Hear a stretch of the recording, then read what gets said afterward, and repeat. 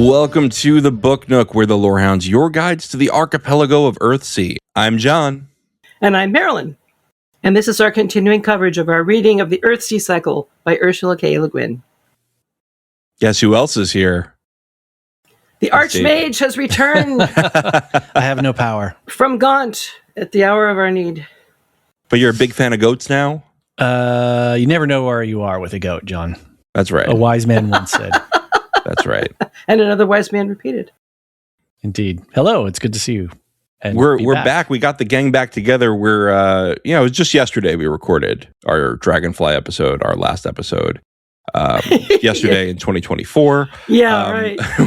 we may have waited a while. Yes, a whole year? My 2 God. years. 2 years. 2 years. Jeez. Almost we put 2 this years off exactly. for 2 whole years. What were we doing in between those? I think we did like 300 episodes. Oh, Yeah. okay, that's what it was. Yeah. Streaming TV just went nuts. Yeah, and our podcast and our desire to podcast kind of also went nuts at the same time. Well, I couldn't say that, but you did so. Yes. Well, we are back. We wanted to close out this Earthsea series without skipping the last major entry, the last novel in the series, The Other Wind, Yes. which is the end of the main story of Earthsea now. Marilyn will tell you that there are quite a lot of short stories that add a lot to this. And, we may revisit that at some time, but I think for now, this is going to be our last Earthsea episode closing out this main series. Yeah, that's probably good. And, listeners, if you'd like to, wander through the short stories, let us know and we'll see what happens. I had a whole plan for that, too. Well, there you go. If you want to hear David's plan, then write to us. Pay us lots of money and we'll be able to produce that. Sorry, not to be so crass and commercial, but... Well, or you could just send us all the emails you can to book@thelorehounds.com. That will get you to us. You could go to thelorehounds.com/contact. You can send us a voicemail, or you can record one with your phone and email it to us. Or David, where can they get in on the rest of the conversation? I think they could join the Discord. And they could probably find a link for that in the show notes.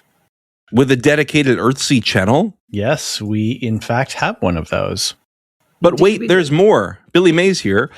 We have a Patreon Supercast subscription where you can get bonus content. We have a lot of other fantasy content coming this year. We're going to be covering House of the Dragon. We did A Night of the Seven Kingdoms earlier. We? Well, somebody's going to be covering the royal we, the generic we. I may have somebody lined up to replace you. All right. Since Marilyn replaced me on Foundation, I figure it's only fair that you can sit this one out, John, if you really are feeling. Ooh. We'll talk about it. We'll talk. And of course, there is a glimmer of a ring in the distance. There's actually 3 rings and 7 rings and possibly even 9 rings and 1 ring. So we do expect the Rings of Power to come this year. This year? We do. Yeah, it's been 2 years this year.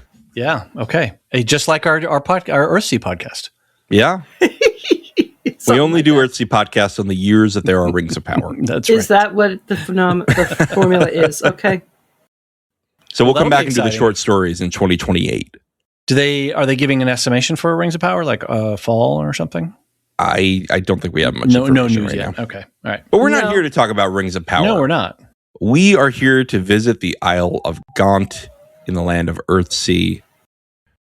And to fly off on the other wind finally. So spoilers for everything in Earthsea. If you want to hear about the rest of the books, there's a whole series. This is, I don't even know what number episode this is now. Is that 11? Is that accurate, Marilyn? Did you double check that? I did not. Well, we're through a lot of episodes now. This intro is really going swimmingly because we don't have any information for you. But we do have a lot of enthusiasm for this series. So we're going to be, talking about the whole plot of this book, The Other Wind, the 2001 novel. Is that right? Yes.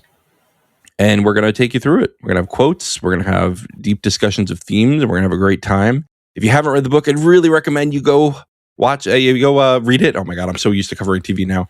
I'd really recommend you go read it. Other than that, stick around. We can tell you the plot. If you can afford a splurge, look for the 1-volume collection, The Books of Earthsea, with wonderful illustrations by Charles Vess. And, it's pricey, but you get it all there. Nothing got left out. So even the essay Earthsea Revision, which is very hard to find, is included in this beautiful, beautiful book. So for those true book nerds out there, if you don't have this yet, I would recommend at least checking it out. Well, all right then. Let's get right into it. So spoilers abound. Let's go. Marilyn, you have very helpfully wrote a summary here of the first 4 books and one short story, Dragonfly, that we've covered. Do we want to alternate who's reading them? I think that spread would it out be a little bit. Excellent idea. Yes. Go for it, Marilyn. Let's go. Marilyn, David, me. It sounds good. So the first book is called A Wizard of Earthsea.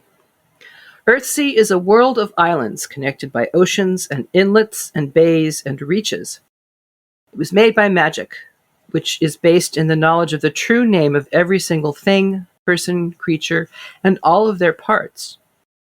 Wizards who can earn their staffs on the Isle of Roke can use the true speech to shape things and events. There are also sorcerers who, while not as strong as wizards, nonetheless can use magic as well.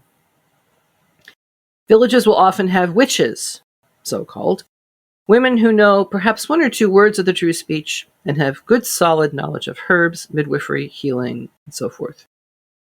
There are also dragons who speak only the old speech and are notable, though if a wizard can speak to one without being eaten by it, then that wizard is deemed to be a dragon lord. And during this first book, we see Ged do his student work with LeGuin the Wise on the island of Gaunt, and then go to school on the Isle of Roke, where all true wizards are made. It's an expression they use. And during this time, he comes to know more about himself, particularly his darker side, and how to integrate so that he is whole and can move on in greater strength from that knowledge. David, you want to tell us about the Tombs of Atuan? Sure. I think we join the story of the Tombs of Atuan from Tanar's perspective, and we don't encounter Ged until much later. She's a priestess of the what was the god's name? The Eaten ones. Arha was her Arha. priestess name. Arha Well, that was her priestess name. Is the Eaten one. Yeah, she is the Eaten one. Yeah, I'm just trying to remember. It's the old gods, the old powers. The nameless, right? The nameless ones. In the card. I can now pronounce it. I just broke my mouth. She's Kargish. Kargish, thank you. Yep. And so we meet Ged, who is combing the tombs of Atuan in order to recover the missing half of the ring of Erith Akbi to restore peace and wholeness to the world. He befriends the high priestess of the tombs, Tanar, and together they escape the fury of the gods she once served. With the restored ring, they return to Havnor, but Tanar goes on to Roke to stay with Ged's master, Ogyan. And the third book. This is the closing of the original trilogy. The Farthest Shore. Ged eventually becomes Archmage, and together with a young Prince Aaron, whose true name is Lebanon, goes forth from Roke to discover why magic is draining out of the world. They track Cobb, a rogue sorcerer, to his hiding place in the dry land and the realm of the dead. And Ged uses all his power to close the hole in the world which Cobb had created. Lebanon then helps Ged to return with him to the land of the living, where Ged kneels and proclaims Lebanon the new king of Earthsea and flies off on the back of the dragon Kalessan, home to Roke, where, as the master doorkeeper says, he is done with doing. Home to Gaunt, I believe that was supposed to say. It was, and I take full responsibility for that. That's okay. Mistake. That's all right. So these 3 books were completed by, I believe, around 1968. Yeah, I think the last one was 1972. I was looking at it today. Was it 72? Okay, yeah. Great. Excellent. Thank you. And so some 20 years pass, during which time the second wave of the women's movement reaches its peak. And LeGuin is very much involved with it and eventually realizes that she needs to return to Earthsea, which she thought was finished, because she has some unfinished business around the issues of gender. Things such as, why is it that all women's magic is wicked. And she does this in the book Tehanu. During this time of Ged's final task, which we just heard about in The Farthest Shore, Tanar has lived on the island of Gaunt as a farm wife and raised 2 children. Now a widow with both children grown, she takes in a horribly burned child to care for. All of Earthsea is experiencing the effects of the damage done to it by Cobb. When Tanar received a message from Ogian, she and the child, whom she named Theru, go to him, and Tanar helps Ogian to make a good death after he receives his final vision in which he says, "All changed." Shortly after this, Ged returns to Ogian's house, but is deeply wounded by his journey in the dry land of death, and by his loss of his wizardry. Eventually he is healed and returns to Tanar and Theru at the farmhouse, in time to save them from the attacks of masterless men. They spend the winter together, and then return to Ogian's house by a false summons, so that the evil wizard who lives in the castle of the old Lord of Gaunt may trap them. Theru is left free, and is able to summon the greatest dragon of all, Kalesin, to come to their aid. Ged speaks to Kalesin and learns that Theru is actually the dragon's daughter, named Tehanu. Hey, that's the name of the book. Got it in one. Dragonfly is a short story. Sometime later on a different island, a young woman named Dragonfly seeks to enter the wizard's school on Roke. Her male disguise fails her, but the doorkeeper admits her anyway. She spends some time with the master patterner in the imminent grove, the center of the world, or so they think. Things have gone ill with the masters of Roke, the summoner having summoned himself back from the dry lands, contrary to all the laws, the known laws at the time. He's furious with the presence of a woman on Roke and challenges Dragonfly to a confrontation to cast her from the island. Dragonfly challenges him to climb Roke Knoll with her, thus revealing their true shapes. The summoner is a dead skeleton, and Dragonfly is a dragon. She flies off to the furthest west in order to learn her true dragon name, and the doorkeeper says it's time for the School of Roke to open its doors wide to change. You've heard me say it here before. I love the doorkeeper. He is. I think he is my favorite of all the. He's pretty cool. Yeah, He is my favorite of all the wizards, too. The patterner is pretty chill, too. I do enjoy the patterner. Yeah. Mm. And the master name, right? Karamuk. Karumruk. Yes. Something like that. A lot of R's in there. Name. Yeah, he's pretty. A lot of Case consonants. uses R's, M's. It's all thrown in.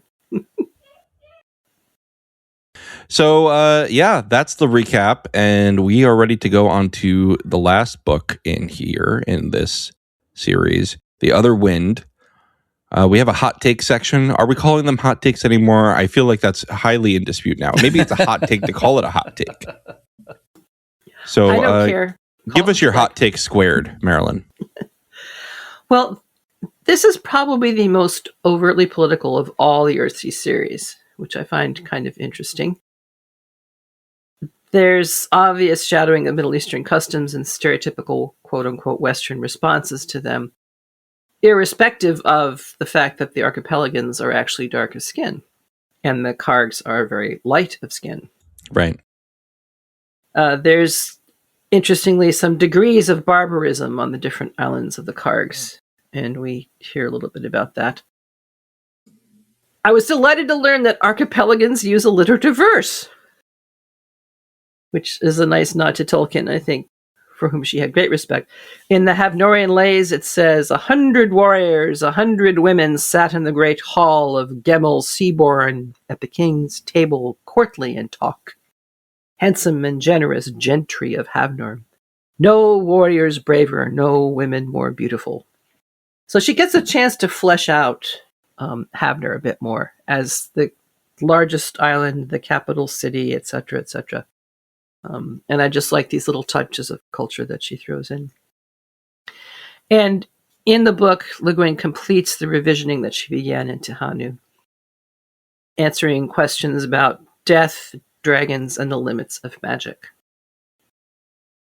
And just a little quote here from the book. I like this because it demonstrates how politics go on Havner.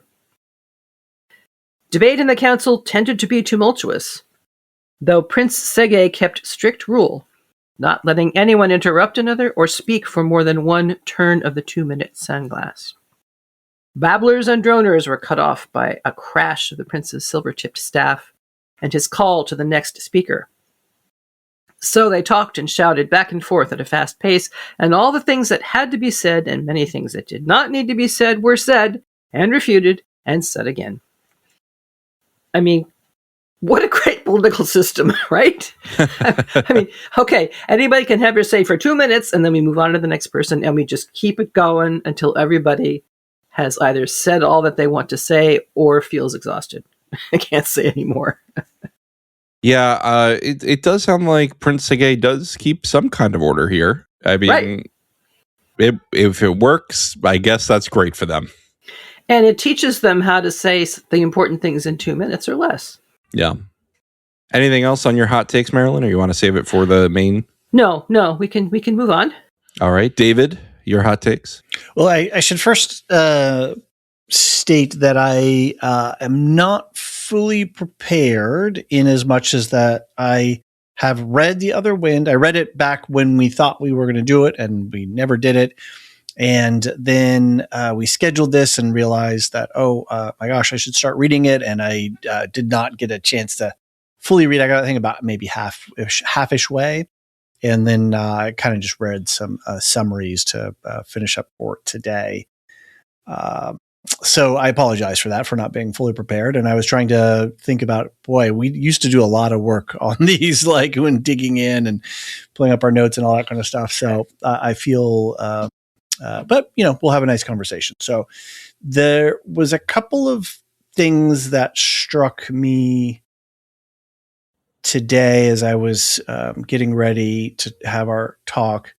And the first, they're kind of interrelated. There's this idea of this resonance with Tolkien, and whatever her positions were and her relationship to Tolkien. But these are both works where there's a sort of a legendarium. There's a lot of thought in terms of the peoples and the histories. There's a lot of examining of morality and mortality and structures of power. And then a lot of council meetings, people talking about things.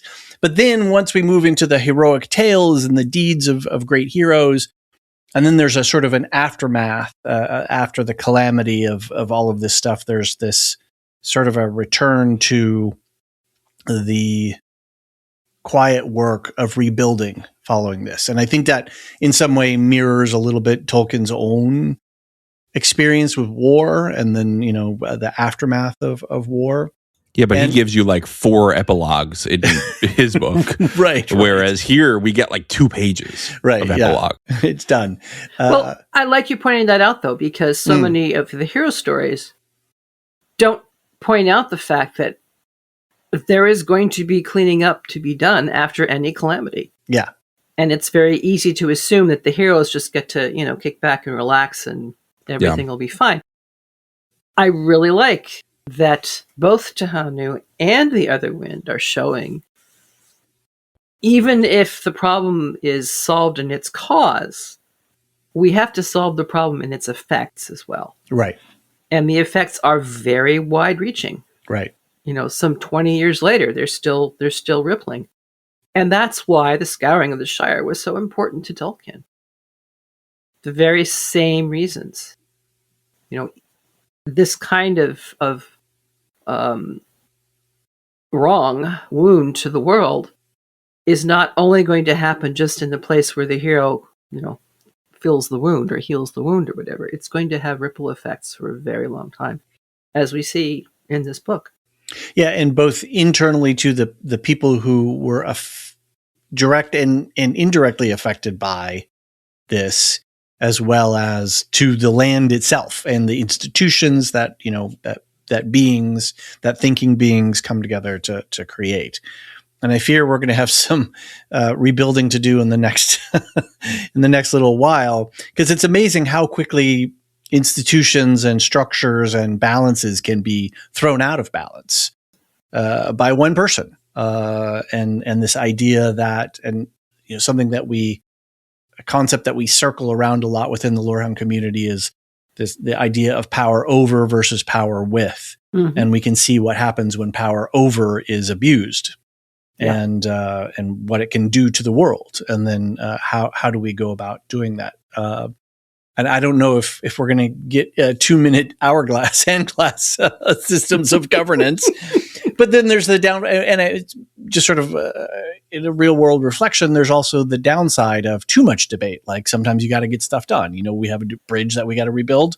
You got to suspend some things and build it, but then also in there is a danger that lies in that.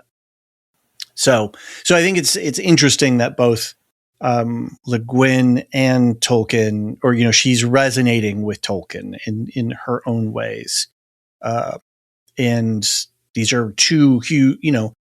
Earthsea isn't huge like Tolkien. She didn't work out the phases of the moon, to the degree.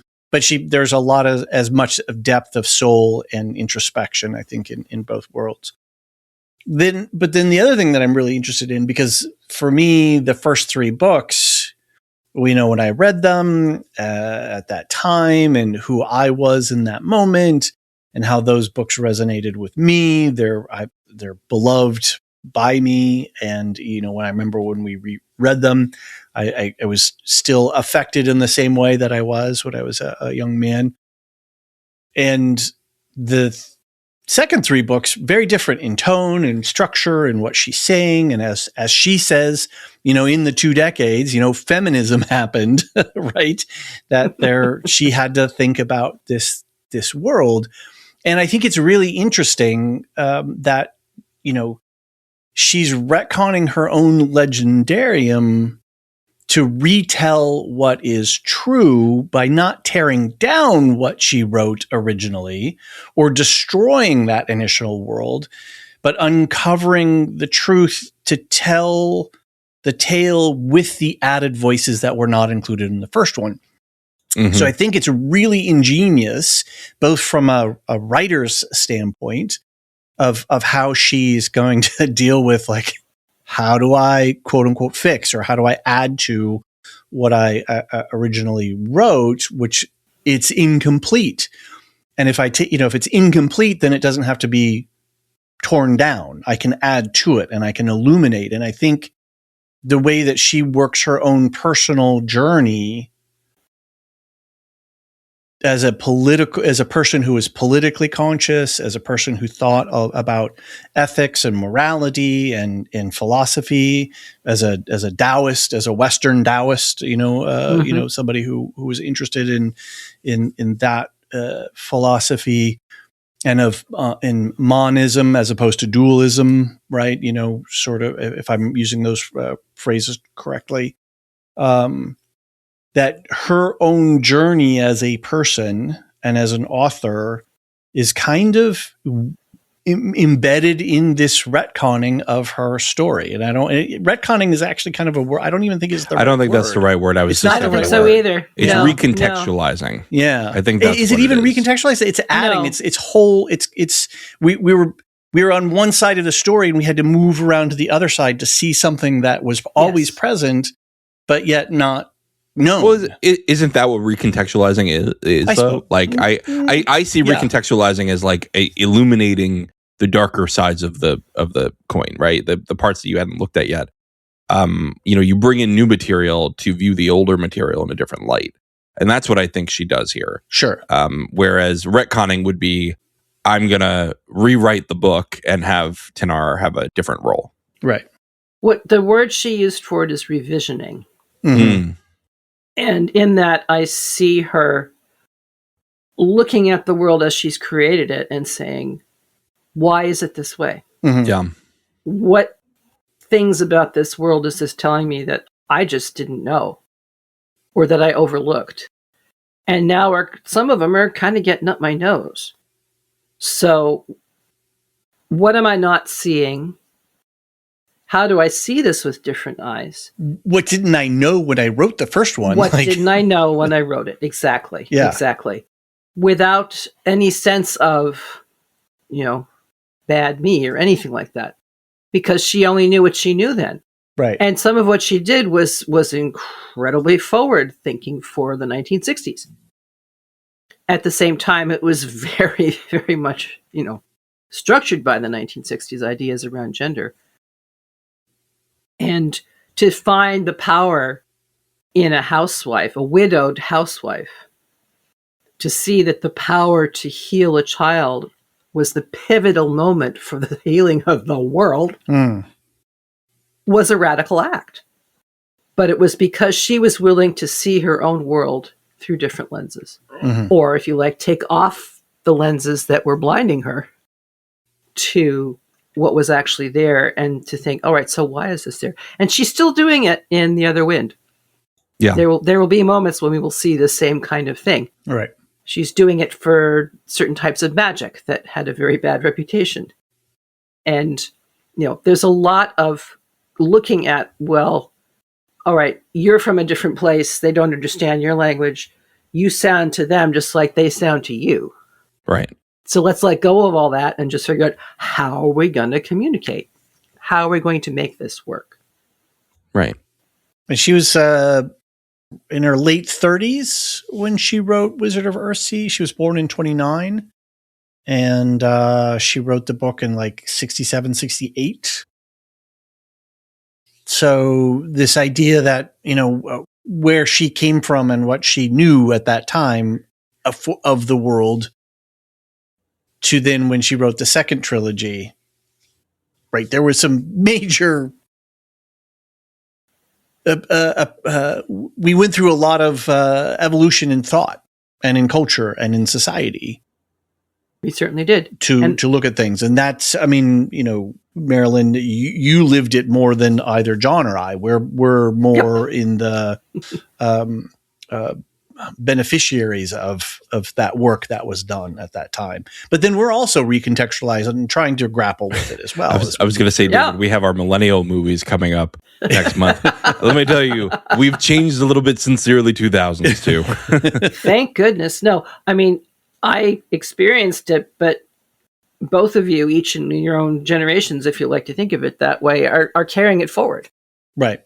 In a lot of different ways. Now, on the one hand, could you have been the kind of fathers that you are without what went before? I'd like to think so, because it's certainly in you as people, and yet those changes had to happen. So LeGuin she went to finishing school in Paris. Right. Right. And then married a man directly out of finishing school. But she was also trained as an anthropologist. Mm-hmm.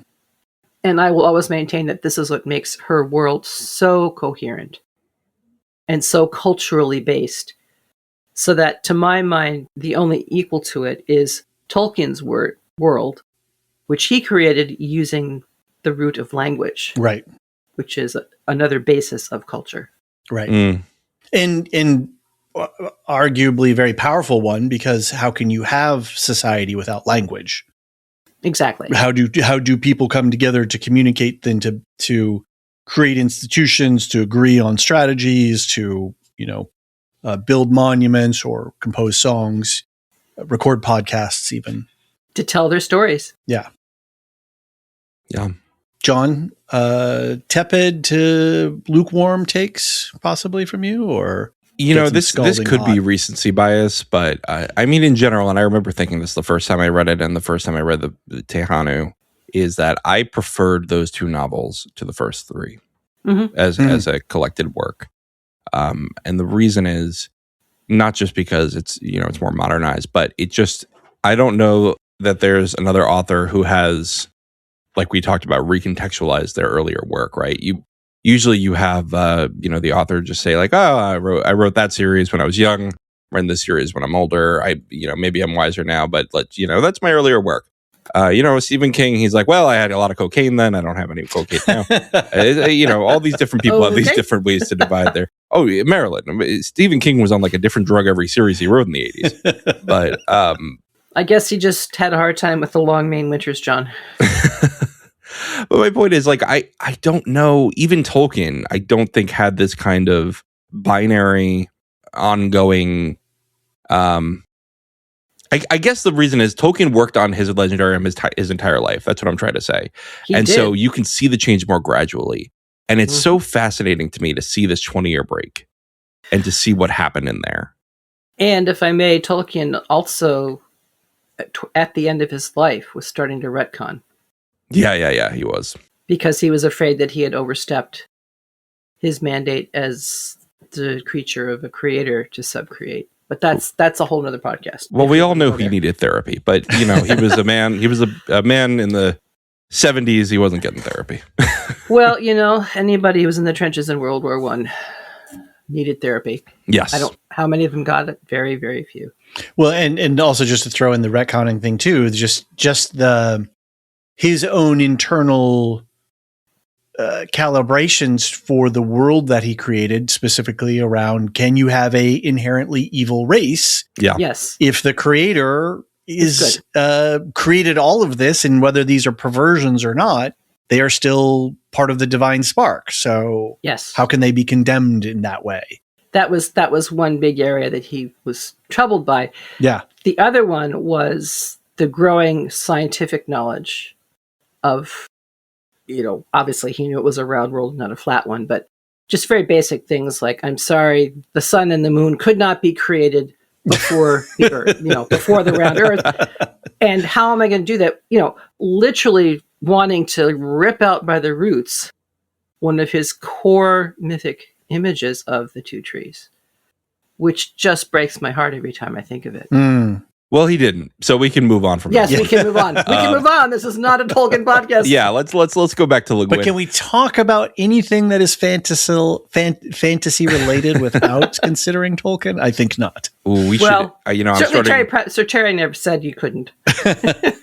I'm starting my podcast for the Cosmere tomorrow. We're starting to record with the Radioactive Rambling guys, and maybe we should have a Tolkien jar. Like, it's a swear jar, but you have to put $1 in the jar every time. I like that. And where does the money go towards, John? Yeah. I don't know. It goes towards advertisements or something like that. Like, we have to put it towards like a social media campaign. I see. Okay. Funny. That's going to bankrupt me if I put that rule in, so I probably shouldn't. But okay, so I really love this book, and I love Tehanu, and I think what I really love the most about it, one, I think it is very brave that she does not give Ged his powers back. That Ged has to learn to be a different kind of hero. And a weaker story would have restored him, at least given him a spark. At the end. And she didn't. She just said, and then he lived as a goat herder. And that's great. I love it. I love Ged the goat herder. He's even better than Ged the wizard, in my opinion. I like him better. I would want to hang out with him. I'll help him mend his pitchers. I'll tend the goat. I'll go pick out a kitten. He gives people kittens. It's great. Not even his own. He just goes around and he is the kitten redistribution center. And who knew we even needed one? It's not the quality of the kittens; it's the distribution, the fair and equal distribution of the kittens. That's the problem. I love that Tehanu goes to Alder at one point and goes, "That was the best cat. I'm glad that you got that cat." Yeah. Yes. The thing is, he's lost his magical power. Mm-hmm. He's lost none of his wisdom. Right. Or his experience. Or his knowledge. Yeah. And I think that's the point that she's making, and that the thing that he has been learning and relearning whenever something like a broken pitcher comes along, and he just kind of, ditches on himself all over again because he, once upon a time I could just say a word and it would be fixed. Yeah. But at the same time, like, I am really enjoying the fact that he is not like, I'm going to introduce you to the king and I'm going to be putting myself in these events. He says, what does the doorkeeper say? I think he says he's done with doing. He is done with doing. Yes. One of my favorite lines. And he's done with doing. He's here to connect people. He's happy to do that. He's happy to perform kindnesses, like giving you a kitten, holding your hand all night. Like, he's such a kind Yeah. man, he has such soft power. Yes. But he doesn't need to put himself at the center of the events, right? He'll help you if you come to him. Yes. But he does not want to be there anymore. Even to the point of hurting LeGuin, his companion through the Deadlands, because he refuses to go. Yeah, an invitation. He just will not do it. And I can think of any number of reasons why, but you go ahead, David, because you said you'd been thinking about this. Well, I mean, we're ranging across the I know chapters. We're really going pretty deep already. But is that a surprise? Or should we just follow that and just allow ourselves? We could do that instead of following a strict order. You know, we're deconstructing and recontextualizing our own podcasts while we're podcasting. Come on. But I wrote all this lovely outline. Yes, you did. We do not want to, and neither do we want to throw that away either. And so we're going to take a quick break. We'll come back and we will force ourselves to follow the outline so that we don't keep jumping all over the place. Fair enough. John is our Prince Sege.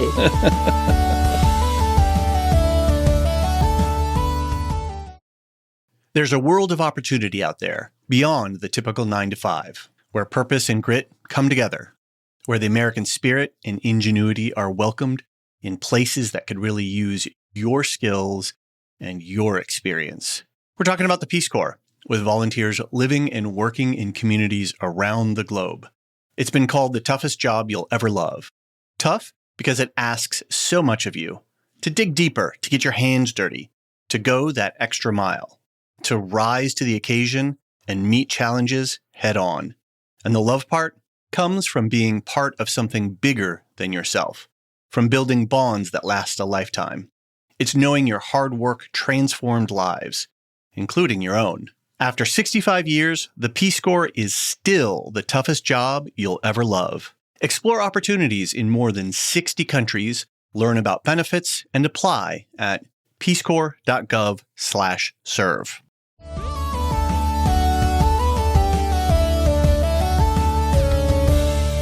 All right, we're back. We were already talking about Alder and Ged and their whole relationship here. So why don't, Marilyn, you want to lead us into chapter 1, the synopsis there? Yes. Alder, a mender with a capital M, is sent from Rock Island to visit Ged in his home on Gaunt, while his wife Tanar and his daughter Tahanu are away at court on Havnor. Alder cannot sleep. He's troubled with dreams of people reaching to him from the other side of the wall of the dry land, which divides the living world from the dead. Ged proposes that he try to sleep with a kitten touching him, as it seems that the touch of animals can be grounding, even in sleep. Despite his absence of magic, Ged's wisdom and experience provide a temporary solution. But he sends Alder on to Havnor, knowing that there are those at court who must hear his story. I've realized who I'm picturing Ged as. I was in Ireland once with my wife, and we stayed in Blarney with this guy named Tom, who seemed like he was a former pirate. Yes. And we get to the door, and he asks if we're French. We say no. He says, "Good, I hate the French." But anyway, so we get up to the room, which is on the top floor. It's like a loft, a little bedroom, and he goes, "Watch out for the paratroopers." And we're like, "What?" And in the middle of the night, all of a sudden, cats just start falling onto the skylight.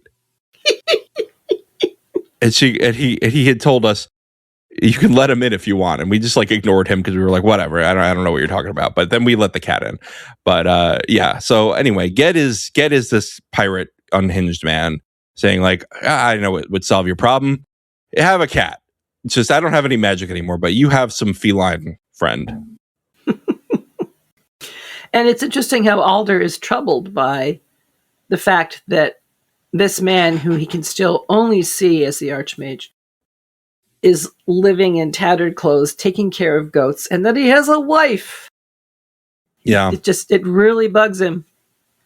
And later, Alder says he really visits this in his head a few times. I think in chapter 5 he thinks about Ged again, and he goes, "It's amazing that he still lives in such poverty, but I guess it's by choice, and perhaps it would hurt him more to have possessions when he's lost his true wealth."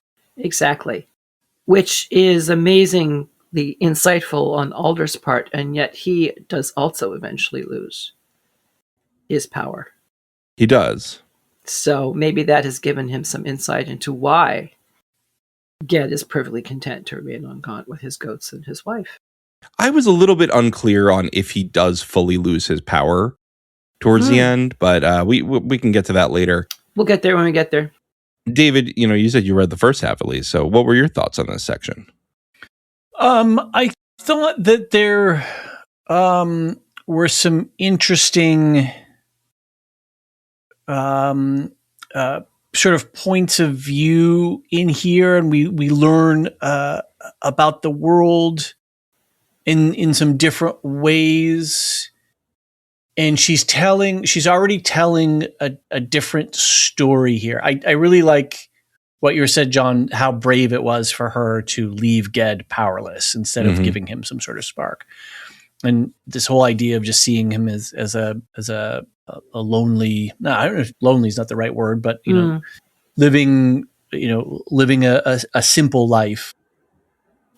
But then we learn about, or I should say, it's not, we don't learn about the world necessarily, but we can see LeGuin already laying the track for where we're going with this. She's already laying out some things like questioning things about who has power, how do these, so-called witches live.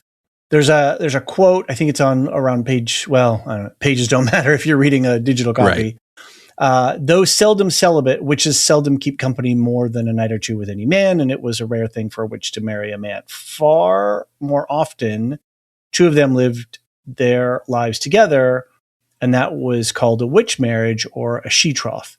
The witch's child then had a mother or two mothers, but no father. So we're learning about the world simultaneously while she's deconstructing the power relationship or pointing us towards what she's going to do, which is to deconstruct the nature of power in this world. And that there was and it's very, it is a very feminist story in sort of that era, which is, which is, how was power or what is the history of power among humanity in our primary world here? Yes. And she's working that question and that problem in this world here. Yeah. And there's, was Lilith a thing and in the Bible and Adam and Eve and Lilith, all this stuff and ancient societies, and were they matrilineal, or where was the power? But there's a lot of questions we get, and she's an anthropologist, of course. So there's a lot of stuff around that, but she's going right in the first chapter. She's going right into setting this up to saying, I'm going to be deconstructing this conversation or this power, this world that I created, and that's going to be our conversation of this story. Yeah. I love that Alder is a mender. Because throughout the course of the story, mending what has been broken is really, really important. And the fact is, at this point, he has not lost his ability. And Ged calls it a kind of healing. No small gift, nor easy craft. And Alder took joy in it. Yeah. But because his dreams are haunting him now, he's having a harder and harder time having any joy. So his joy has been broken. His sleep has been broken. Obviously, his joy was broken when his wife died. And I can't remember if she died in childbirth. It implied it, yeah. That seemed to be the case, yeah. And she's appearing to him from across the wall. And as Alder tells Ged this story, he knows exactly what wall this is. Exactly, yeah. And everybody does know, right? Who's told the story? All these, great people who are told. Yeah. I too love that he's a mender. Because, David, you brought up the witch marriage, right? The witch, witch-troth. Betrothal. This is an allusion that she's making to her previous work and the suspicion that is cast upon women with power in this world. And yet, the solution to this problem is primarily the relationships between two sets of women together. Yeah. Tehanu and Irian, Mm-hmm. and Tenar and the princess, which I can not pronounce that name.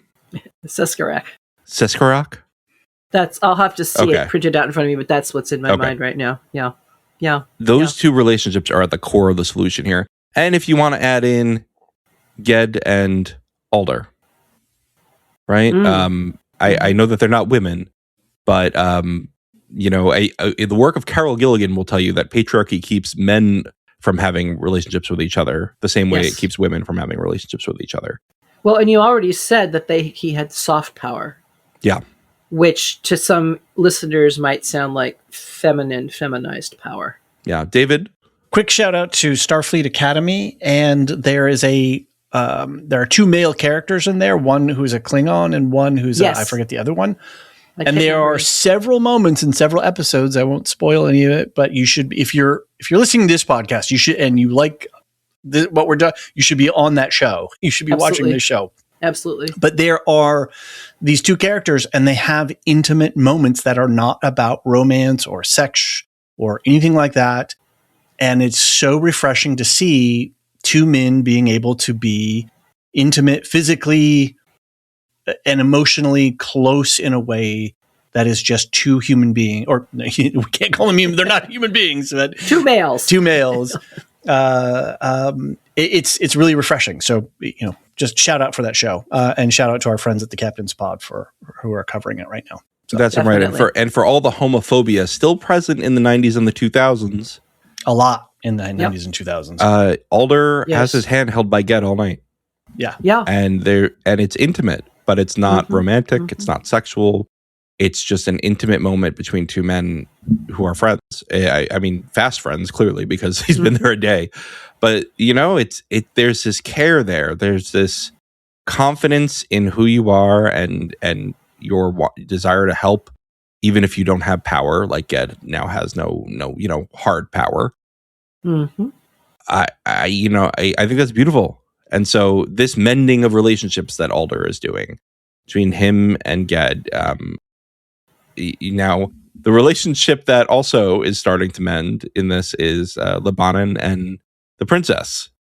There's all these relations coming together. Mm-hmm. You could even draw a parallel with the Wizards of Palm, the Sorcerers of Palm, coming together with the Sorcerers of Roke, with the Wizards of Roke.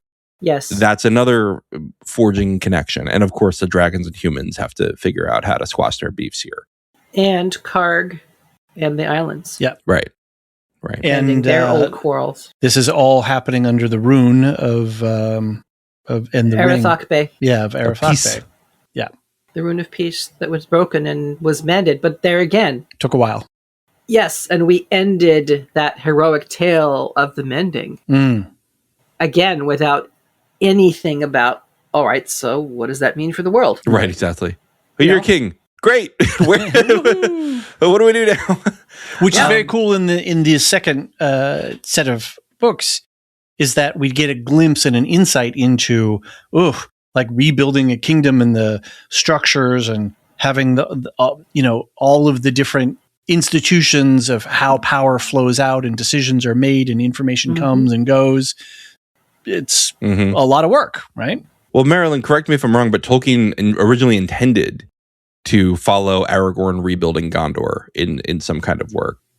And then he kind of was like, I want to leave that untouched because it's a lot and I need the story to have a resolution, right?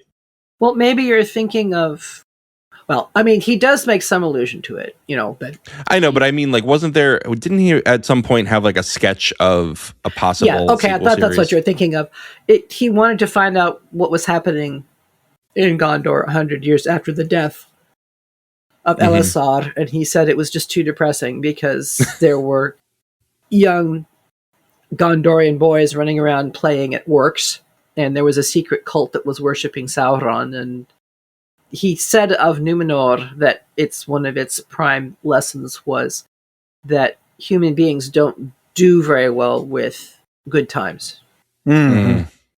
And I'm not sure I altogether agree with him on that, but I'm also thinking of Star Wars.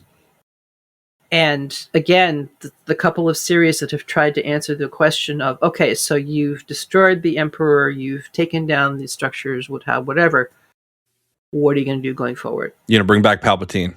Let's do it again. Oh, jeez. And isn't it the Mandalorian in which we actually see the sort of rehabilitation center for former members of the Imperial whatever? Yeah, and I mean that's also like real to the real world, right? Like we recruited Nazi scientists in the U.S. after World War II. By the way, John, you needed to. I didn't hear you clink a coin into the Tolkien jar. That's for the next. That's for the series. Cosmere No, it series. starts now. I think it starts now. There's one thing I wanted to, unless somebody else had something else. I had another point I wanted to before we move to the next chapter, which is sure. Go ahead. I have two things. The whole thing with the cat. It's not just how do we keep this guy from sleeping? Right? There's a point in it that he, Ged uses the cat as an entry point to think about the problem. Mm-hmm. And that here it is. Let me see. So maybe the difference isn't language. Maybe it's this. Animals do neither good nor evil. They do as they must do. We may call what they do harmful or useful, but good and evil belong to us, who choose to choose what we do. We must choose and choose again. The animal need only be and do. We're yoked and they're free. So to be with an animal is to know a little freedom. And this is Ged's entry point into unraveling the mystery. And I think it's LeGuin, thinking about morality. Animals don't have morality the way that thinking peoples do, be they elves, orcs, or otherwise.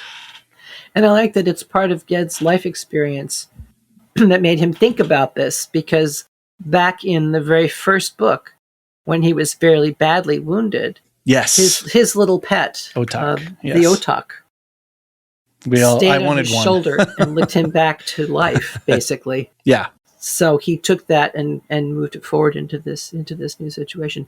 I'm also so glad that we get to see Auntie Moss, however briefly, one more time. And, right. Mm-hmm. She can't speak anymore, but she gestures. So when Ged is asking her, can I borrow a kitten for a while? The old witch raised her hand from the kitten in a royal gesture that said clearly, it is yours and welcome. Master Alder here is having troublesome dreams, you see, and I thought maybe having an animal with him nights might help him to ease the trouble. Yeah, we have a loose definition of borrowing, apparently, on the island of Gaunt. Well, where are you going to go? What you going to do? Yeah. It's not There's another quote I wanted to bring in here, which is what the doorkeeper in Alder's retelling says to him. He says, not many of us know who or what we are. A glimpse is all we get. Mm-hmm. And I really like that being said to Ged, because Ged got so much wisdom from the doorkeeper. Yeah. Ged has always, I think, felt safe with the doorkeeper. Yes. And I feel like the doorkeeper said that for Alder, but also because he knew it would be relayed to Ged. Yeah, right. I really loved that. Yeah. Nice. And just in this first chapter, we do get some characterizations of Tehanu through the ways that others see her. Mm-hmm. So a couple of the village children are making noises and making grimaces and clawed hands in the air and so forth to indicate that, this is how they see Tehanu as a monster. I ain't afraid, said the girl. I fetched their eggs lots of times for Stoney's dad to carry to market. One day she gave me peaches, the old lady. Stoney says I stole them, but I never. Go on, she ain't there, neither of 'em is. So, and then Ged reflecting on his daughter. He could boast, calling this house his eyrie, but he had no wings. But Tehanu did.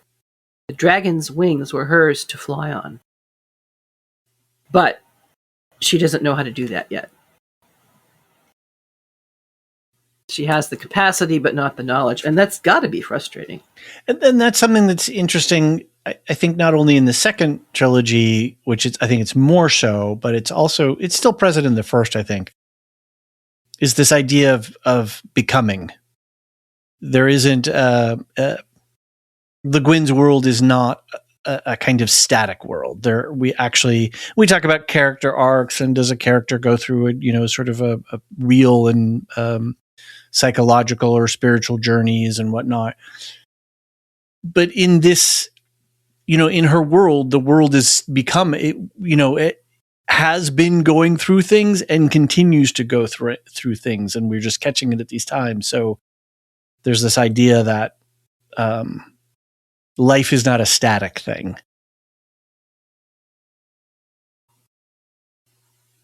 It's not a static thing. But something that is kind of constant that Ged brings in, that I wanted to quote him on to, is who thought we were going to get some love wisdom from Ged?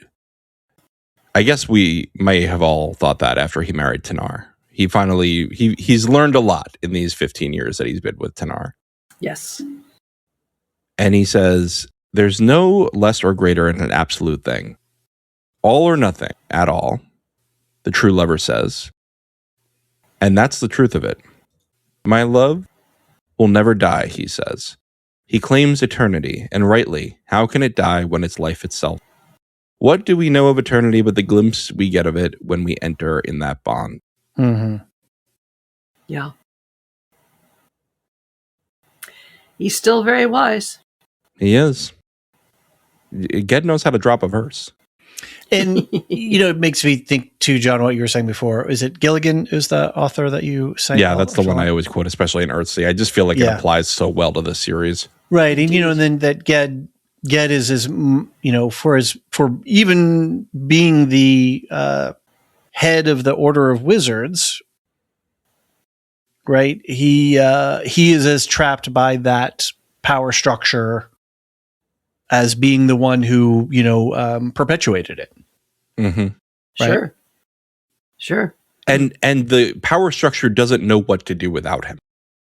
Right? Yes, like they've not selected a new archmage. It's been like 2 decades now, basically. Right. Yeah. Yeah. It's been a decade and a half. And I wonder if we can go back to that power with versus power over. Mm-hmm. I don't think Ged ever held power over the other mages. He held power with. Mm-hmm. Whereas, in Dragonfly, we talked about the Master Summoner Thorian, the previous Master Summoner, not the one in this book.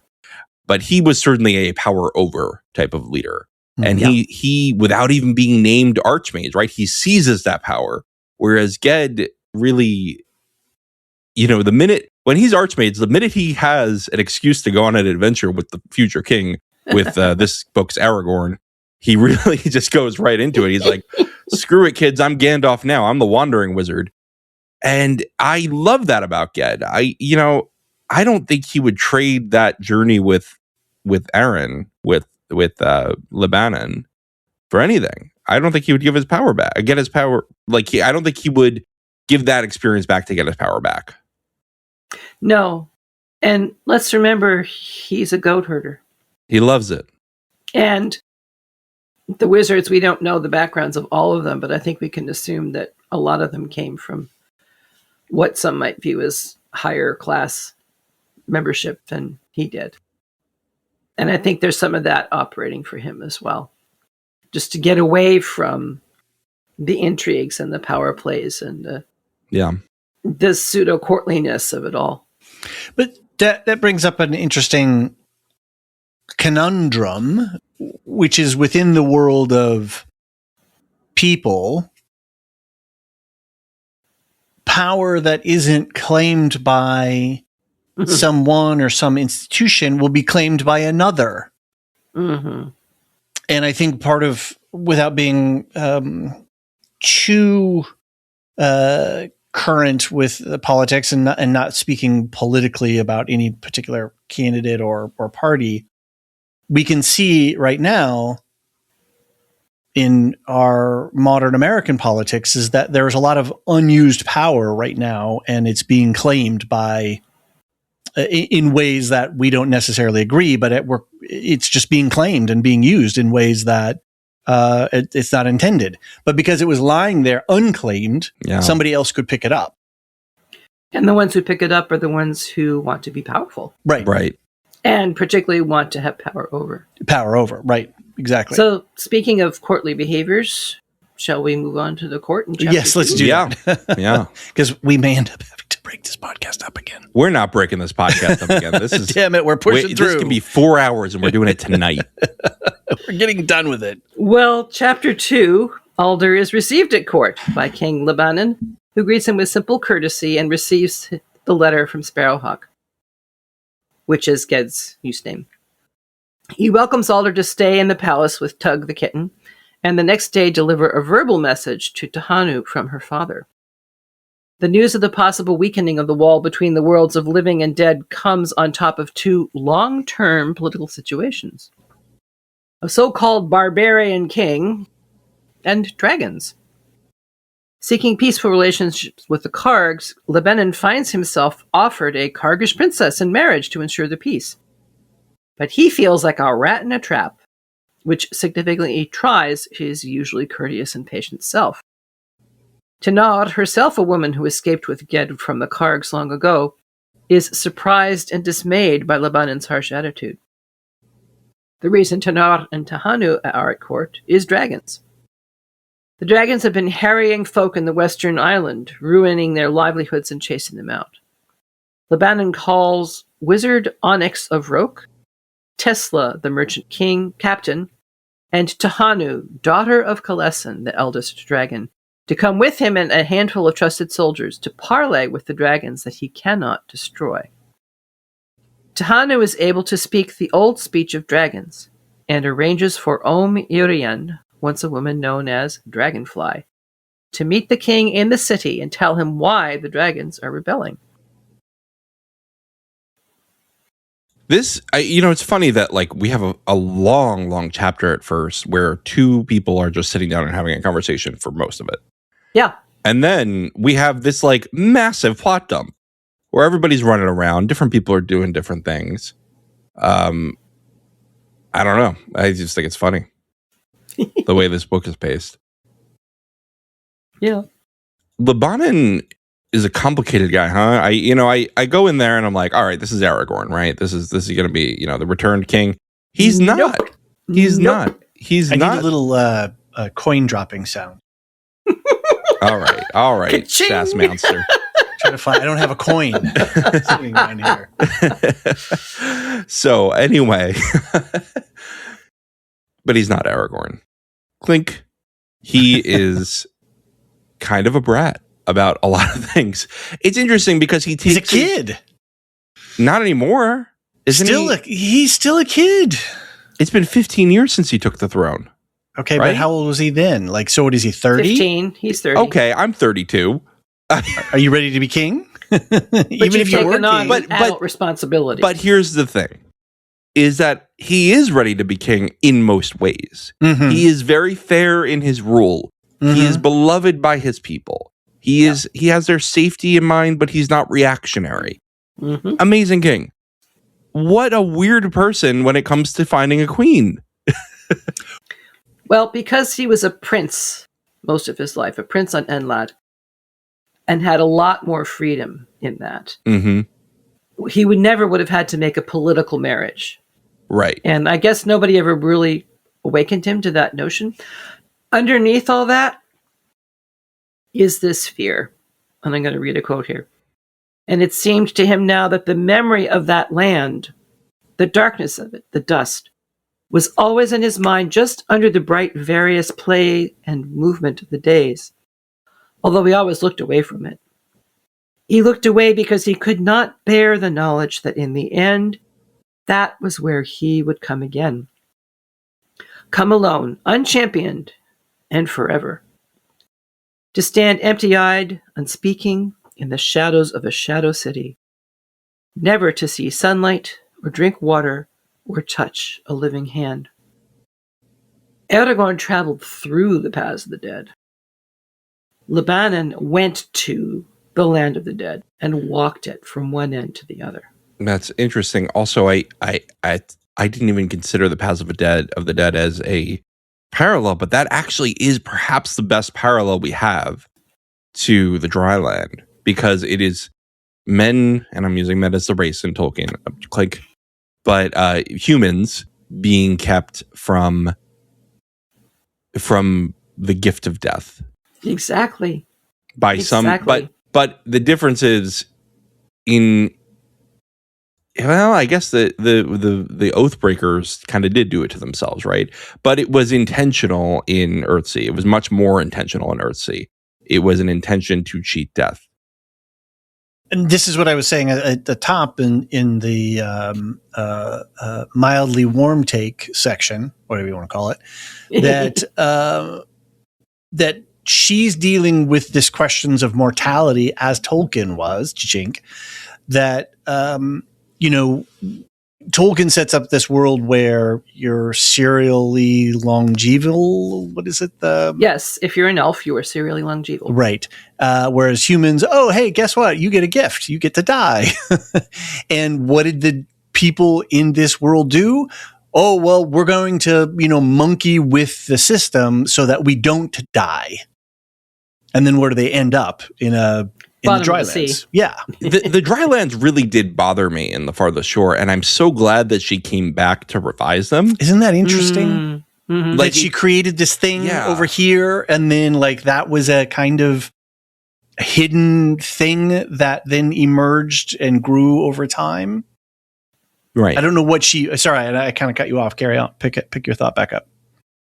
No, it is interesting because it feels like it was planned, even though it doesn't seem to have been. Right. Yeah. Well, that's the revisioning again. Yeah. And that's just great writing, right? Is this, yes. Is this, why did I have people being tortured to death? Mm-hmm, Maybe I should fix that for them. Or to find out the reasons for it. Mm-hmm. Not just, I have to fix this, but trusting in the solidity and the strength of her own storytelling and the world that she created, knowing that she could never possibly know everything there was to know about Earthsea, but picking away at these particular things that eventually came back to puzzle her or trouble her or make her mad, Well, as I believe the king says, he says, the world's vast and strange, Hara, but no vaster and no stranger than our minds are. Think of that sometimes. So the other week, it was our winter break for our school district here, and I one day took my daughter and her friend to one of those arcade, trampoline, ninja maze, giant warehouse theme park things.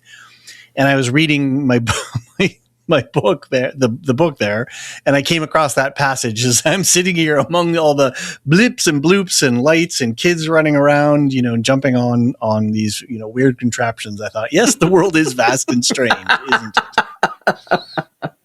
So very good. Yeah. So we see Tanad replaced in a court again. She was in a courtly situation from the age of 6 and managed to escape it with Ged when she left the island of her birth, or the realm of her birth, and recognizes the ambitions, rivalries, passions, complicities, collusions, all of this sort of stuff that simmers below the polite surface. And she's homesick. She just wants to get back to Ged and to her house. She came because she was called for, but also because Tehanu would not have gone without her. And so this is another theme throughout the book, is this still, Tehanu is 25 years old now. Yeah. And she feels so much like a little girl still. She does. And she's she doesn't know completely who she is. She's told she's the daughter of the oldest and the most powerful of dragons, and she's clearly also human. Right. She look at the treatment that she receives in her own village and know that life is incredibly difficult for her, and her mother and now her father are the only places of safety for her. And so Tanaud has to take care of both of them. And again, LeGuin describes it. Two scared girls who didn't know how to take hold of their power. Can I ask you to clarify this? Because this is what I read from it, from the implication, but you're a resident Earthsea expert. So Irian is a dragon born among humans, and Tehanu is a human born among dragons. Is that right? She's another dragon born among humans. I thought that they were saying they were two sides of the same coin. Well, but there are other examples, which will, at the end of the book, we see that there are humans who were born as dragons in the dragon realm, as well as dragons born as humans in the human realm. And that's why the divide, the wall, is such an obscenity. Yeah. Because it imposes this either-or situation. Right. This binary that shouldn't exist. And yet there's a division at the end, right? Like there is this finality. But it's made whole. It's made whole. It's made whole, but also they say that there will be no more splitting, right? There will be no more dragons born among humans. There will be no more humans born among dragons. Yeah. The Tehanu and Irian are the last ones. They make that very clear. And it seems like the dragons have left this plane of existence. They have gone away on the other wind. And so it's made whole, and yet it's divided, right? There is a loss, but it's well, this is sort of the paradox of duality and monality. What is monism and dualism? Right? You know, are you or two sides of a coin? Right? It's one coin, two sides, kind of thing. I also think it's a recognition that humans, when faced with power, are almost inevitably going to try and take it. Yeah, and that was what split them in the first place. Was, well, two things: humans' fear of death, but also the desire to take the old speech, the language of the dragons, and turn it into a system of magic, which would give them power over. And both of those things are just anathema to the dragon, which is very powerful, that has no wish to have any kind of encumbrance, including power over, because power over ultimately is an encumbrance. Right. And the bringing in of Karg is important, and the Kargish princess, and Tanaud herself, who was born and raised as a Karg, remembering that she was told only those outcast by the earth itself, remember this, the old powers, the dark sorcerers of the Hardic lands, were not reborn. When they died, so said the Kargs, they did not rejoin the living world, but went to a dreary place of half-being where, winged but flightless, neither bird nor human, they must endure without hope. How the priestess Kossel had relished telling her about the terrible fate of those boastful enemies of the God King, their souls doomed to be cast out of the world of light forever. But the afterlife Get had told her of, where he had said his people went, that changeless land of cold dust and shadow, was that any less dreary, any less terrible? Fascinating that she flips it on its head, right? She flips the tombs of Atuan on its head. It's that the quote unquote barbarians were actually correct. Exactly. And here we see the introduction. I'm pretty sure part of Taoist thinking is when you die, you return to nature. Not Tolkienian at all. Oh, not in the least. Not in the slightest. Not even a little bit. Which I think is great, because it means that she can be in conversation with Tolkien. We can be in conversation with both of them. And she's not just drafting off of him and recreating something. No. She's using the form and the structures and the world building, as Asimov did, as Tolkien did, but is trying to explore a different question that is her journey, her life's journey, and her life's questions. It feels like an Asimov-Herbert relationship, right? Is these two creators exploring similar themes and perhaps reaching different outcomes. That's what I think it is exactly, John. These are important human questions that will probably be asked for all of time. And different people are going to answer them differently. Different religions, different philosophies, all of that. And one of the things I love about LeGuin is you can't see me doing this on the podcast, but I'm holding up my hands. LeGuin does it in like this much of a text, where Asimov and Tolkien were like, armed, 3 feet. armed with the part to write these stories. She does it so eloquently and so efficiently and yet so poignantly. Yeah. In a third of what they do it in. Her beauty of economy of language and use of words is phenomenal. And I'm going to bring in a third property here now, because when you held your arms out, it said arm, and I thought, so-and-so at the river, arms open wide. Star Trek Clink. Yes. There was something too, that when you talk about that will be, part of our existence is to wrestle with these questions for a long time. Like, we're not going to be answering it. And that made me think about this one quote where Lebanon has the stone. He opened his palm, looked down at the little black stone he held, closed his hand on it again. Yeah. And what that made me think about is that we can't escape in our lives, in our primary world lives here. We can't escape pain. Pain is a natural function of life. As a parent, I can't stop my child from experiencing pain at some point. It's just the way that we're made. I think that has got to be one of the worst aspects of being a parent. And you have to accept it. I remember the first time my daughter had, I don't know, maybe it was some cold virus thing. There's whatever that particular one that kids often get early on. And she was running a fever and she was congested and all that stuff. And she's an infant. And I was like, okay, like she's got the medicine she needs. She's got the hydration she needs. She has the warm, safe environment she needs. And she's got to do it from here on out. There's not much more I can do. Even the hospital couldn't do much more if we had to take her there. Obviously we didn't. Yeah. And it really was that moment where I was like, oh, I can only do so much. As a parent. And at some point it's up to her. Yeah. And it was a metaphor for her life, right? As she grows and as becomes a person. And so, that Lebanon keeps this stone in his pocket to remind himself of this journey, to stay in touch, which makes him a good ruler, right? He knows. Exactly, David. Exactly. The stone that he picked up in the mountains of pain when he and Ged crossed the dry land, right, of this death, which is even more horrible than death in a way. Because power, when you're in that power structure, you can become disassociated very easily with the effects of your power. And he keeps this little reminder of that.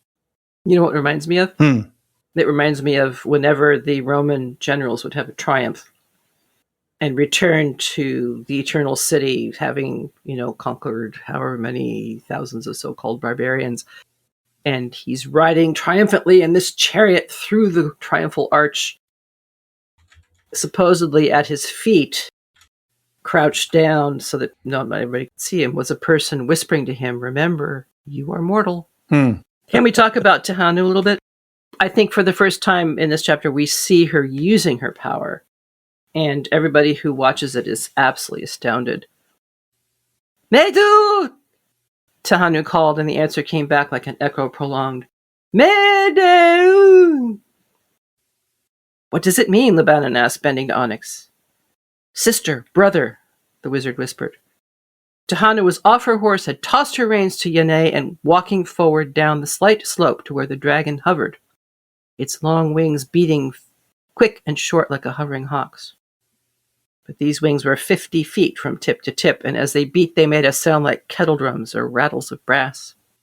As she came closer to it, a little curl of fire escaped from the dragon's long, long-toothed, open mouth. She held up her hand. Not the slender brown hand, but the burned one, the claw. The scarring of her arm and shoulder kept her from fully raising it. She could barely reach as high as her head. The dragon sank a little in the air, lowered its head, and touched her hand with its lean, flared, scaled snout. Like a dog, an animal greeting and sniffing, LeGuin thought. Like a falcon stooping to the wrist, like a king bowing to a queen. So she tells them that this dragon has told her that she will tell the other dragons who've been attacking the Western Mountains to hold off, and that this dragon will come to the center of Havnor, to the council, to tell them why the dragons are attacking. I know we've been attacking, but I'm going to fly right into the middle of your city center, and it's going to be very chill. Yeah, right. Onyx says to her, "My lady Tahanu, I have never seen so brave an act." "Nor I," Tosla said. "I was afraid," Tahanu said in her voice that carried no emotion. "But I called him brother, and he called me sister." And I wanted to bring this up because the final sentence here is, her disfigurement made it seem that she had two faces. And Brian 8063, I did not forget your question from 3 years ago, whatever it was, when you asked, why was it her face so disfigured in that way? And reading this, it made me think perhaps this is a reminder that she is a both-and being. Sure. That she has these two faces. Yeah. These two sides. And it's signaling to us the duality here. And the use of animal imagery in describing this whole thing. And the idea that animals don't choose, nor do dragons necessarily choose, because their speaking is the making. Right. There is no choice there. They just are. And even as I'm reading this, I'm thinking the reason why Tahanu has had such a hard time in her life is because she has not been in her own milieu. Mm-hmm. She's not been with her own people. She's not been in a place where her incredible power can be recognized and used and not provoke fear, but instead provoke wonder at her courage and her bravery to call a dragon brother. I think you can think about a lot of stories of in different communities, gay community, trans community, disabled communities, where the feeling powerful and being connected to community versus not. There's a lot of coding of that in this story here. Yeah. Yeah, I agree. Well, let's connect some more people. Why don't we go definitely. on to... Can I just really quick, because we started, we mentioned this before, and this is the chapter where it's at.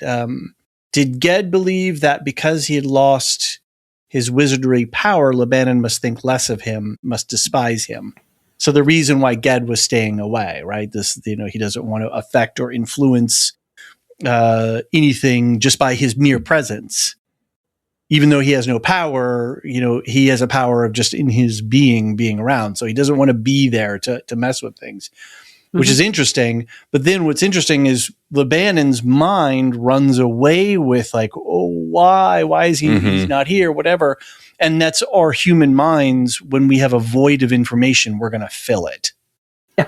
And often with fears, right? And anxiety. Absolutely. But almost invariably. Can I just say that, Ged is just feeding his goats, and I feel like if he heard that, he'd be like, why are you guys so obsessed with me? Why why can't you guys just leave me alone? Yeah. Well, we're even told that Alder has a hard time being around Ged because he still sees the Archmage, who should not have a wife. Right. And so that same kind of effect, what Sir Terry Pratchett calls the heavy weight on the rubber sheet of the universe, he is the elephant in the room, even though he doesn't want to be. It's the last thing he wants to be. He just wants to be left alone. Yeah. And it's interesting. We have a tradition in American politics that when a president is no longer the president, they just go quiet. and they just are sort of out there, and they do maybe some humanitarian, they do a little this or that. So, some follow that better than others. But Some some have followed, yes. But that was the tradition, I should say, is that because you are that heavy weight on the rubber sheet, right? You will pull because you had power once. People will relate to, even if you don't have that power anymore, people will still relate to you having had that power, like that you had that power. Yeah. And all the more painful if you are still grieving the loss of that power and are trying to forget it through completely different things to do and a lifestyle and all the rest of it. And, they keep pulling you back. And you have the king looking up to you, like I am the king. Right. I'm not supposed to look up to anybody, but here I am, hero worshiping you. Yeah. All right, John, we can move on now. Hey, we can keep talking about this. I just thought everybody was done. Yeah. No, it'll come up. All it'll right. come up again. Yeah, this all bleeds together. That's why I was like, let's read the next recap. Marilyn, hit us. Tanar recalls Tahanu's fear of going alone with the king and dreams that Ged is trapped with a vulture's head and no wings. She decides to visit the Kargish princess to coax her into stepping out from behind her thick red veils and begin to learn the Hardic language. The two women speak of dragons, and Tanar realizes that Sessarak has important Kargish knowledge of dragons and their ways with humans. That once, many ages ago, the wizards made a bargain with the dragons, called the Vedunran, to establish peace between the two peoples by separating them. The dragons would travel to the far west, and wizards would stay in the east. And as long as the wizards agreed to die and never be reborn, they could learn how to do sorcery. The king's party returns, and LeGuin tells his people that a dragon will be coming to a council. Orm Irian, formerly Dragonfly, hey Dragonfly, arrives at the palace and tells the king's council that Kalesund said that once dragons and humans were one people, but had made the bargain of the Veduman. After Cobb had rendered some dragons speechless, Kalesund came to take them back into the farthest west to fly on the other wind, leaving the wind of Earth forever. But that some of them objected, wanting to drive humans out from the islands because they had broken their bargain when the summoner, Thorion, returned from the dry land, even though he was dead, thus unmaking the balance of the world. LeGuin decides to go to Imminent Grove with Irian, Tahanu, and a few others to find a way to restore the balance and the broken trust. Again, mending. The broken trust needs to be mended. Yeah. And you can't just reinstitute the old deal. You got to forge something new. I like that. Yeah. What's that Japanese art where you mend things with gold? Oh, I never remember the name, John. I think we all know what you're talking about, but somebody's going to Google it really fast and get the name. I know. Pairing pottery with gold. Okay. Kintsugi. Yeah. Kintsugi. It kind of reminds me of that, right? And it's funny because Ged tries to piece back together manually the picture right. at the beginning. Right. And he does a bad job. He kind of tries to restore it to what it was in a manual way. And it's only Alder. It's only when Alder comes in with his I don't know the message of this, right? Because he is restoring it to its previous state, perhaps, right? Or is he creating something new out of the pieces? Well, I have something of an idea. Alder is using magic to restore it to a wholeness that it no longer truly has. Right. Instead of using the gold to mend it in a way that some people say will make it even more beautiful. Yeah. And to not deny that past history of brokenness. And this has to be important, right? Because the name of the first chapter is Mending the Green Pitcher. Yes. Oh, absolutely. She wants us to think about this. And in this chapter, we get a lot, and this is where I fell off, so I'm just going off of my old original highlighted notes from the first time I read it. Isn't this the section where we get a lot of insight into Lebanon's rebuilding the kingdom and rebuilding the throne room and yes. and the structures of and institutions of politics that he puts together. So here he is, he's rebuilding the structures of power. Because when you have people coming together, there's going to be power sloshing around. And unless you have a way to harness that, it's going to be taken by other people. And so this is all about mending and... And he's already using the wisdom that he got from his own journey across the dry land.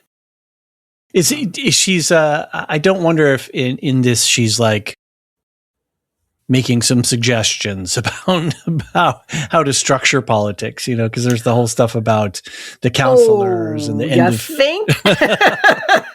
Well, and I wonder if there was kind of a divide between liberal feminists and radical feminists in Second Age feminism, especially. And the divide continues, but it was especially apparent in Second Age feminism, which she is, pulling from here. Second wave. Thank you. Second Age. I'm tokenizing feminism. Jesus Christ. Is that the sound of a $20 bill hitting the Tolkien? Pretty much. I know. I'm going to have to fund a full ad campaign now. So my point is, I wonder if the two ways of mending picture are the two approaches to feminism and the two approaches to solving this problem, right? Is do a patchwork job on the system you have or tear it down and create something new. Well, I ran across something recently that said, instead of trying to tear down the current system, live the system that you want to bring about. Because as soon as you get into a tearing down motion, you're getting into a power over motion. Yeah. It's tough. And I think the political history would show us that tearing down doesn't always work. Yeah. Because you have whoever is there to rebuild it is now has power over. It is often not the best members of a revolution that end up in charge afterward. And what do they know about running a nation, a planet, a world, a government, whatever? If they've been rebels all their lives, they've been thinking in a very different way, and it is really hard to retool your mind to these new ways of thinking. Let me tell you about a classic tale called Star Wars. Exactly. I was thinking Star Wars. Right? Like we've run this blow up the Death Star, but exactly. Can we make a functional New Republic? And it's very interesting. Like you look at even American history, and you look at the way that they had the Articles of Confederation, which could do nothing, right? Because they were so afraid, of granting anyone any power. That they just couldn't move. Right. I just think that all these are very interesting. Can the revolutionaries run the country? Right, run the power? Well, and now I'm thinking, of course, of the Ken Burns American Revolution and the realization that it was a civil war. It was not a rebellion. Right. It was a civil war, and still is. And one has to learn how to deal with it. Or we think about candidates who make great candidates but horrible leaders, or who make horrible candidates but would make great leaders. Once they get there, if they can get there. Well, I want to read what a marvelous king, I won't call him a politician, but he sure knows his way around politically, says to his people. So I tell you, the time has come when men and dragons must meet and talk. When the dragon comes, do not fear it, do not fight it, do not flee it, but welcome it in the sign of peace. Greet it as you would greet a great lord come in peace from afar, and have no fear. For we are well protected by the sword of Ereth Akbe, by the ring of Elfarin, and by the name of Mored, and by my own name I promise you, so long as I live, I will defend this city and this realm. They listened in a breathless hush. A burst of cheers and shouts followed on his words as he turned and strode into the palace. I thought it best to give them some warning, he said in his usual quiet voice to Tahanu, and she nodded. He spoke to her as to a comrade, and she behaved as such. Tanar and the courtiers nearby saw this. Right, he's making a point. This is a half-dragon woman, publicly known. He sure is. Right. He sure is. And all right, there are parameters to this challenge, this problem, whatever. This is a story. It has a solution. And so, but Yeah. golly gosh, if we could be in a situation where, combatants were able to find some way to do not fear and sit down and talk. I don't know if I buy that he gave them one good speech and they weren't panicking when a dragon came into town. Oh, no, I'm sure they were. But at least he warned them. I mean, you said before, when we read about Tahanu greeting the dragon and so forth, somebody mentioned, oh yeah, no, by the way, we're not going to have a dragon come in the middle of the city. Right. So he had to say something. Yeah, I agree with that. I don't know if the city was the best place to have this meeting, but that's all right. We got through it. And I guess he had his lords gathered there already, right? They go through the fact that he has like a 3-year period or something like that for each member. It's where she's like, hey. Yeah. It's interesting. She does an exposition dump here, and there's usually not a lot of exposition dumps in her work. No, but given that politics does become so important here, I guess true. we need a certain amount of. Okay, we haven't talked about Saserac yet, and we really need to. This is her section, right? This is where we finally really meet her. Right. And it turns out that she's absolutely scared to death at first because she's gone in among barbarian wizards who can kill her with a word. And she flings herself on Tanar as someone who can finally speak something that she understands. They didn't think about translators in advance. I don't know. Yeah, like what was her dad doing? Her dad didn't send her with anybody. Well, I guess in their defense, it's been a very isolationist civilization. Sure. Perhaps there are no translators within his court. And by the way, the only contact they have with the archipelagans after those years of war and conflict was the Archmage, snuck into their sacred city, stole their sacred priestess, and stole the half of the ring that was supposed to remain there as a pledge. So what do they have to recommend them to, particularly? That's true. Ged did is right. It's like they passed the Sokovia Accords in Earthsea after Ged's rogue bit here. Something like that. You need the authorization of Laban intact after this one. There we go. So after Tanar manages to calm Saserac down a little bit and they start interacting and so forth, there's this scene where they're walking in a garden, gazing into the moving branches of the willows over the softly moving water, feeling sad and weary.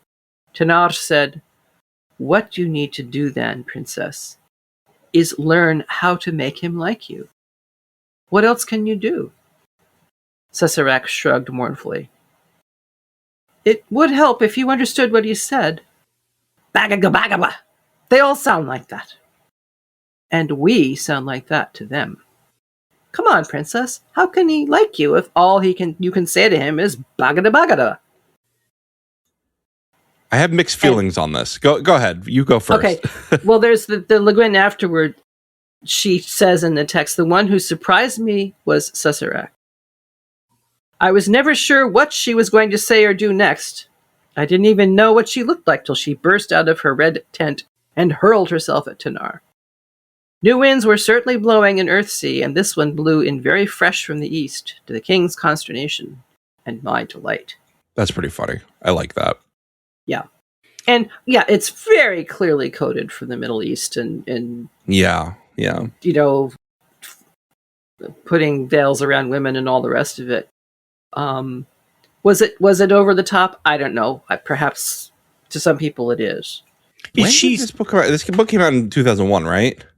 I think that's what you said. Yeah. Isn't she not still,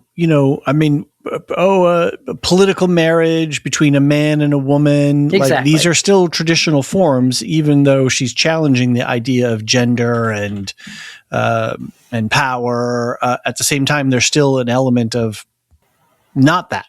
Yes. Realpolitik. Oh my God. Do you know when this was released? September 13th, 2001. And she has a thing influenced by Middle Eastern culture. That is quite the timing. Oops. And yet not oops, because she is humanizing this mysterious woman from the mysterious Eastern countries who have been deemed barbarians and all, who in Ged's childhood, stormed his village and almost killed him. Yeah. Right. So there's plenty of history both ways. Unfortunately, I don't think that many Americans were looking for nuance at that time.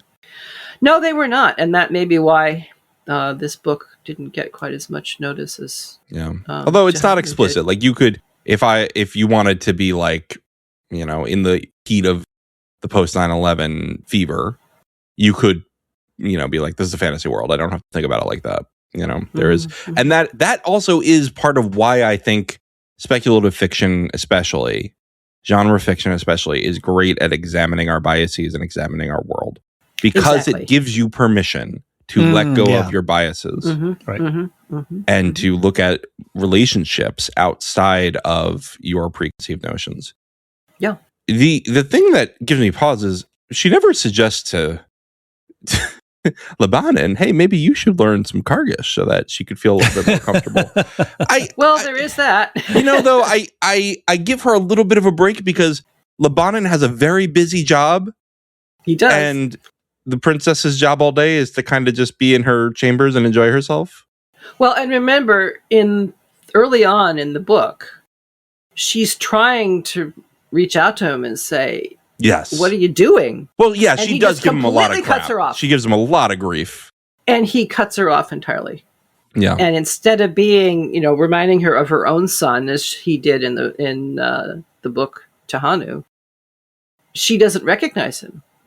He's become this stranger, and he's very courteous and very distant. Yeah. And she's pretty upset by that too. I mean, she was treating him like a mother treats her son, and he wasn't having it. But that's because he's still struggling with this, oh my God, I have to marry this woman. Right. He's avoidant. Absolutely. Because, all of his life, very few people have told him, you have to do this, I suspect. Right. Well, but he's feeling politically boxed in, and he doesn't like that. Exactly. But so is Sessarak. Yeah, absolutely. They're both being used by power structures. That. Right. We have to remember that both of these are people who are caught in their systems. She's scared out of her life. Yeah. Because she has never bared her face to any man, presumably since babyhood. And all she's hearing is blah, blah, blah, blah, blah, blah. And she thinks she's going to be sacrificed. Yeah. She thinks she's going to be sacrificed. All she knows about these people is that they're black-skinned evil wizards who steal your soul. And that she's going to be sacrificed. So, when they get on board the ship to travel to Roke Island and the Imminent Grove, before this happens, by the way, I just wanted to mention, we're talking about mending. Sepal is the wizard who has knowledge from Paln, which is based in the older knowledge, and we actually go to a great fissure in the earth. Remind anybody of Tombs of Atuan? Yeah. And there's a lot of suggestion of motherness, and helps Alder to be free from his dreams and his fear of doing grave harm through them by removing from him his art of mending. I'll step out of here and say, think about this. Is this mending or is this breaking? Well, Lebanon is still feeling stiff about the princess. His people have no qualms about her and cheer her as she enters the ship. They call her, "Hey, ready, good job. You walked up that plank and you didn't stumble once." Irian, who is, remember, the dragon woman, and Sessarak have a long conversation together. And Lebanon slowly starts to see the princess as a woman, and a courageous one at that. A storm comes up, and the women manage to avoid seasickness by staying up late and gambling. Lebanon is very curious, and for the first time he sees the princess without her veils. The next morning he asks her to tell him what the Kargish say of dragons and of the Vedurnan. He sees her for the first time as a beautiful and courageous fellow human being. He goes, "Oh, thank God she's hot." Well, he stands there as if last night's lightning had struck him at last. Just another great line after their conversation together. But then what if she wasn't quote unquote hot, right? Like what if she wasn't, aesthetically beautiful in that culture? I think that it is not out of shallowness that LeGuin is resistant. I don't think I'm not calling him quite shallow. that. I'm pointing a finger at LeGuin here because she's still using. Yeah, that's true. That's true. I don't know.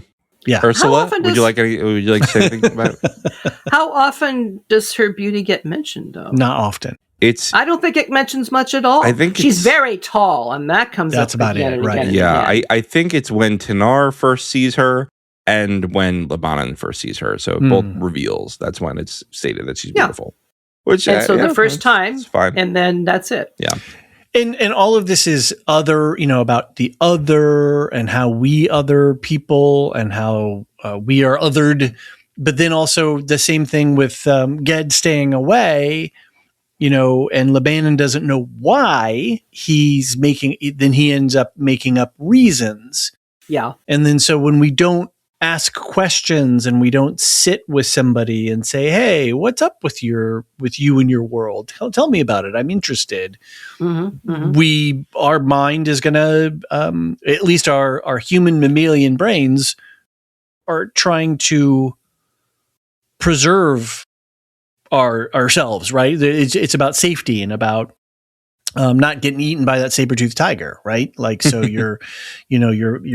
it's better to be wary and nervous of potential threat than not. And that's a very hard thing to overcome, that instinct. It's also about not wanting change. Yeah. Right. And we also, right, because we want predictability because that is sustained survival. Right. And he's just, I think part of it is he says multiple times, right? He's like basically just gotten the kingdom to start behaving itself. Right. And he doesn't want to shake it up now. Yeah. Like he spent 15 years building this thing. He's like, now chasing they pirates now and they want a freaking establishing king. laws and a queen, and I don't even know what. And I love when she first marches out, and all the people are like, yes, yeah, and oh, I don't remember who says it. Who says it when they're like, she's gonna have to be queen now? It could have been one of the wizards. I can't remember. I thought it was Tanar, but I could be wrong. Maybe she thought that. I don't. Maybe think she thought it. Yeah. Say that. Yeah. I think so. Yeah. I think it was. Well, I think you're right. I think it was a thought where she's like, "Good luck backing out of it now." Right. Exactly. So they do finally have a literal face-to-face conversation. Mm-hmm. When they had gained this tiny haven, this is a little cubby on board ship. The princess turned to him and pushed back the veil from her face. He had intended to ask what he could do for her, but the question seemed both inadequate and irrelevant. He said nothing. She said, Lord King, in Hur-Atur I am Fayagat. In Roke Island I am to be king's daughter of Kargat. To be this I am not Fayagat, I am Bareface, if it pleases you. After a moment he said, Yes, princess, this is well done. It pleases you? Very much, yes. I thank you, princess. Barezu, she said, a regal acceptance of his thanks. Her dignity abashed him. Her face had been flaming red when she first put back the veil. There was no color in it now, but she stood straight and still and gathered up her forces for another speech. She resumed her stately attitude and spoke formally as she had at the beginning. I thank you to listen, Lord King. She dipped her head and shielded her eyes in a formal sign of respect and made the deep knee-bend courtesy again, speaking some formula in Kargish. Please, he said, tell me what you said. She paused, hesitated, thought, and replied, Your small kings? Sons! Your sons, let them to be dragons and kings of dragons, huh? She smiled radiantly, let the veil fall over her face, backed away 4 steps, turned and departed, lithe and sure, foot down the length of the ship. LeBanon stood as if last night's lightning had struck him at last. Your quote here brings to mind her original conversation where she's learning to speak with Tanar. And I'll quote here, barefaced, Sesarok muttered in Kargish. Then in Hardic, thoughtfully, almost inaudibly, fearless. And you'll recall they were doing pairs, right? They were doing word pairs in Hardic and Kargish. I think that what we're saying here is she's trying to tell Lebanon that she's going to be fearless here. Yeah. Not just bareface. Bareface is just what she understands fearless to be. I think that's really fascinating. Yeah. And for her to be barefaced, she has to be fearless. She's not quite, successfully expressing it to Lebanon, but she's trying, and it's expressed to us. We understand what she's saying. Yeah. Well, what else we got in this chapter? I mean, this is mostly set up for the next chapter. But I did enjoy that conversation between the two of them. That was really great. There's also a quote here. I don't remember the exact quote, and I'm not going to be able to find it, but they basically say, like, look at us, this ragtag band going to save the world, right? And I really like that because, again, it makes you feel the absence of Ged, right? The hero is gone. We are what's left. Interesting. Yeah. It doesn't even reframe Lebanon or Alder as the heroes, or Tahanu even. It makes it like, hey, if there's going to be no hero, then all the peoples of the world are going to have to work together to solve this. And share their knowledge. This is a really crucial part. One of the things Sessarak brings is the Kargish version of the story of the Vernudan, which is rather different from the wizard story. Right, and the palm story is somewhere between the two. Yes. But the wizards mostly have forgotten the story or just never kept telling it. As young wizards first came into Roke, that it was not part of, Magic 101 or whatever. So they seem to be an improved fellowship. Yeah. Nice. Nobody's stealing any rings here. Nope. But they're going up to all of the rulers and telling them what's what. So Lebanon is the one who tells them the story of the Verduman, which the wizards recognize as the same as their Veru Nadan. By crafting the language of true speech into magic, the wizards had broken the bargain and sought never to die. But Irian points out that those who cannot die can never be reborn. By erecting the wall between their world and the dry land, the wizards broke the bargain and condemned themselves and their people to a non-life after life in the dry land, rather than rebirth into the world that the Kargs remembered. Irian says, "Greed puts out the sun." These are Kalessen's words. And Alder tells them, it is not life that they yearn for. It is death. To be one with the earth again, to rejoin it. Well, I was just going to say, I like how she sets it up that no one single person has the answers. Exactly. There's a little bit here and there. And that goes into her anthropological thing, which is, this, as knowledge is broken up and in diffuse amongst different peoples, right? That seems very real in a way. History gets broken, myth gets broken in a sense of the further away it gets, the more muddled and changed and, And all the different pieces have to come together for a true mending. Ah, yes. To take Little place. Kitsugi. Yeah. And my favorite quote, as they're waiting for the coming event, when Alder is going to go to sleep and they're going to go to the dry land.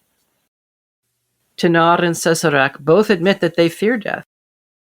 But Tahanu says, I think that when I die, I can breathe back the breath that made me live. I can give back to the world all that I didn't do, all that I might have been and couldn't be, all the choices I didn't make, all the things I lost and spent and wasted. I can give them back to the world, to the lives that haven't been lived yet. That will be my gift back to the world that gave me the life I did live. the love I loved, the breath I breathed. And I'll just tell you now, I have left instructions that this is to be read at my memorial service. I knew it. I knew it. You know why? Because you mentioned that you had a quote that you had set up for your memorial service. Did I? In the Discord. And I read that quote and I was like, that's the quote right there. That's the one. I knew it. And I had highlighted it too, but then I saw it in your notes and I was like, that's the quote. I think that's beautiful. I mean, I've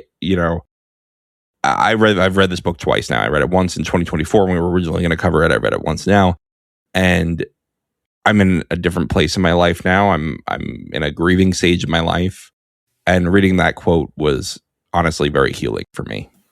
You know? John, I'm so glad to hear that. You think when you lose someone about all the memories you won't have and the experiences you won't have together. And to have this idea of my gift back to you is all those experiences I never lived.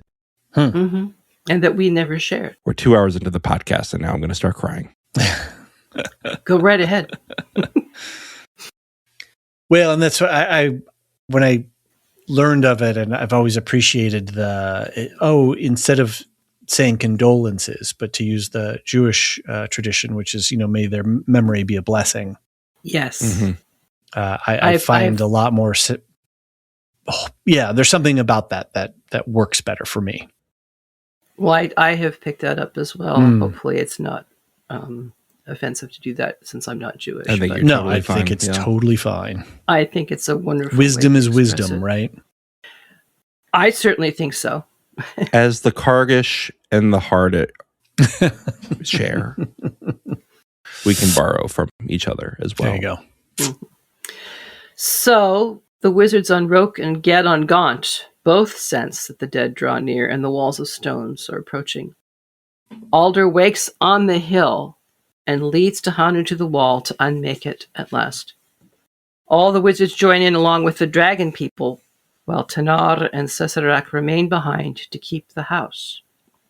Cesarak also keeps watch over Lebanon, whose body lies by the house after he requested Orm Irian to take him with her to help undo the wall. At the wall, Kalesan appears and transforms Tanar into her dragon shape. She flies away with him into a sky in which the light was growing. Several of the dead also transform into dragons and fly into the wind. The rest of the dead, men, women, and children, begin to walk through the fallen places in the wall and disappear. Alder spots his wife Lily, and the two of them cross into the sunlight hand in hand.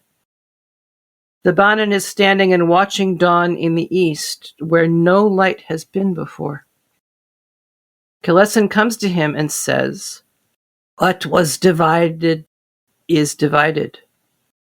The Patterner responds, "What was built is broken. What was broken is made whole." Sepul calls to those living who remain, saying it is not yet their time to go free, and they must leave. The Patterner tells Tanar that Tahanu now flies golden on the other wind, whole again. And Tanar weeps. The king is slow to recover, but Cesarak is determined to bring him back, and she does. Tanar returns to Ged and tells him that she stayed only for the betrothal of the king and the princess, which she enacted using the ring of Elfarin that she and Ged had recovered from the tombs of Atuan. There are no dragons left in the Western Isles. Onyx said, as that shadow place and all the shadows in it rejoined the world of light, so the dragons regained their true realm. Ged responds, "We broke the world to make it whole." Ged also has another really great line in there. I loved when he goes and he's waiting for everything to happen. He sees that everyone's not sleeping. He grinned a little as he thought it, for he had always liked that pause, that fearful pause, the moment before things changed. Yeah, that is a good one. It's such a wonderful ending to this story. Yeah. This idea of we've there will still be magic in this world, but there will be an end to things now too, and that's important too. Mm-hmm. And can you read your quote from Lebanon, because I think that really ties it up nicely. Of course. I'm beginning with the summoner speaking. I was wrong, but it is not right to want to die, the summoner said. The burr of the East Reach was in his voice. He spoke low, almost pleadingly. For the very old, the very ill, it may be, but life is given us. Surely it's not wrong to hold and treasure that great gift. Death is also given us, said the king. This was the first time that I thought he was Aragornish. You know, he was I agree. giving wisdom, like really kingly wisdom here. And I know, Yeah. you know, oh my God, all right, my Tolkien jar is filling up. But Tolkien has this, you know, the king's healing hands, the wisdom of the kings, right? He has all these otherworldly bits about kings, and I don't think LeGuin buys into that. However, he has lived a life, and he has now, you know, lived 15 years as king, and he did go into slavery with Ged as he, you know, he relayed to, I think it was Onyx that he told him, maybe it was somebody else, but you know, he's learned this wisdom that, you know, it's important to have an end with it too. Especially, he's the only one there who has physically been to the dry land, right? Right. And so he understands, along with Ged, of course. Well, I mean, they're in this circle. The only one there. Yeah. Yes. And so he understands the fate awaiting them if they don't change this. Good point, John. Yeah. And I do think that this is Aragorn, because if you read the appendices in Lord of the Rings, you get the story of Arwen and Aragorn, and I'm not sure if he says precisely, you know, death is the gift given to us, but that is the message. You know, we were given the gift that when we were ready, we could release our lives and die and go on. And his final words are, I'm not going to remember them word for word. Behold, we are not bound forever to the circles of the world, and beyond them is more than memory. Farewell. And, you know, you have this idea of, in Numenor, in Tolkien, the kings would live shorter lives because they clung to life, because they could not accept death. And here you have the wizards being stuck in this purgatory because they cling to life. I think that Tolkien and LeGuin agree on this. They agree on clinging to life is not natural and it is not good. I think they just disagree with what happens after death. And yet both of them have a beautiful vision of what happens. Yeah. For the one, it's to return to the earth and maybe you become a tree or a swallow or whatever. And to the other, it is you return to the heart of love. I think we can see that when those who try to use power over and are nearing the end of their runs and they exercise that power, it's a lot of destruction. And I'm thinking about multiple world leaders right now who are all in the, latter stages of their lives, who are doing a lot of damage to our world because they don't know how to let go of the power. And again, Aragorn says to Arwen, would you have me cling to my power until I am unmanned? And even to make it, I not even a partisan issue, but we have so many representatives that die while serving in Congress. Yeah. Think about that. These people who, they're your representatives, but they don't know how to pass the torch to the next generation. And of course, some of them die before their time. That's true. That's true. So, but many of them are continuing. A lot of them are past their prime here, and just not doing the work to see the next generation. Right. Yeah. Right. Yeah. And creating a continuity and a bridge to the future. Yeah. For when they're no longer there. Yes. And thinking about. Sorry. And I see that as a parental responsibility as much as it is a government responsibility, is to ensure that when you leave, you've done the work that will allow those who follow you to carry on. I've always thought of my parenting in sort of two ways. One, there's my experience as a person.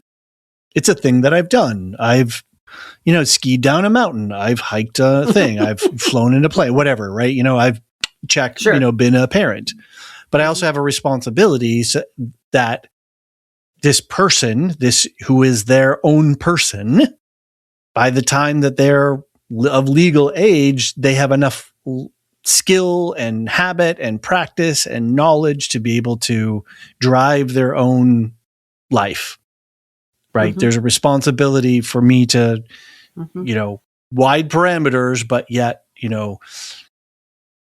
you've got to get some stuff learned, right? That's, that's my job, is to make sure that you're getting some certain things done so that when it's your time to run your own life, you have some basic skill in doing that.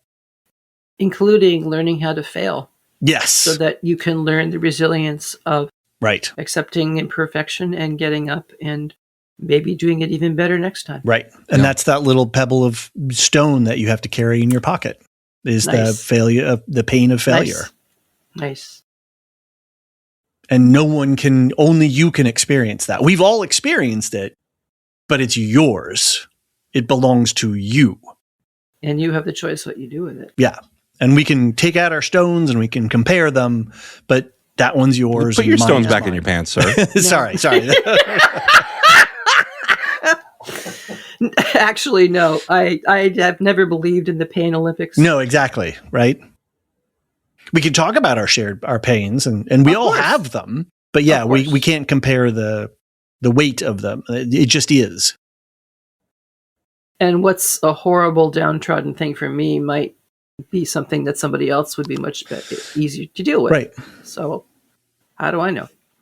And vice versa. But we have to be empathetic and understanding of that, because we have our own and we've experienced our own. We need to witness and we need to accompany. Yeah. We cannot fix. Right. And doesn't that just bite sometimes? Mm-hmm. Can we talk about Tanar coming home to Ged? Yes. Because please. What a wonderful closing scene, right? It's such a good ending. Yeah, go ahead. Again, it's like 2 pages, right? It's so simple. And another story might have dragged this out, right? Might have had this whole and then the king married the princess and everything was wonderful and in Gondor. I mean, in North. Yeah. But here we have Tanar deciding to skip out on the festivities and coming home. And she says, I don't even know how to tell you what happened. He says, go in reverse. Yeah. Tell it backwards. And I like how he does a retrace your steps with telling a story. That's kind of fun. But the best part to me, I mean, it's heartbreaking that she has to tell him about Tehanu, right? That they're never going to see Tehanu again. But she could not sing, but she whispered the words, "Oh, my joy, be free." Yeah. Though Ged does say, if she does come back to us, it will be from this direction. Yeah. Pointing to the window on the west. And if not, she'll be there. Figured a number of times. That's what he says. He says, yeah. And if she doesn't come, she is there. Like, you can always remember that she's there. Like, she's honestly, she's probably living a much better life than they are at this point. Well, she is living the life she was born to live. A different life, and at least. We really don't know what dragon lives are like. So I have to think that they involve certain challenges, too. He looked away up at the forests, at the mountain, the darkening heights. Tell me, she said. Tell me what you did while I was gone. Kept the house. Did you walk in the forest? Not yet. And of course, that seems to be foreshadowing Ged, closing out his life. But I also really like we bring back the kept the house, because if you'll recall, that is what Tanar said do for the people who had gone into the dry land spiritually. Tanar and Sesarek kept the house. Right. And yes, the walking in the woods reminds me of the beginnings of Tehanu, where Ogian has summoned her with a thought because it is time for him to die. And he's already picked out the tree in the forest that he wants to be buried under. So maybe there's a sort of a subtext to that illusion. Have you walked in the forest yet? Have you picked where you eventually want to be laying? Yeah. It helps for those who are left behind to know these things. Yeah. It definitely does. I am glad that both of my parents left me fairly detailed instructions. That's good, John. I'm glad. Because nobody wants to think about that when they're planning, when they're feeling a lot of emotions. And there's a million and one other things that you have to do and think about and whatever. Yeah, the actual logistics of death as opposed to... There's a lot of them. Trust me. And they don't stop after the funeral. No, I talked to 2 lawyers today handling it. We all say goodbye to our loved ones in our own time, and we hope that they leave us that gift of the lives that they lived and the lives that they didn't.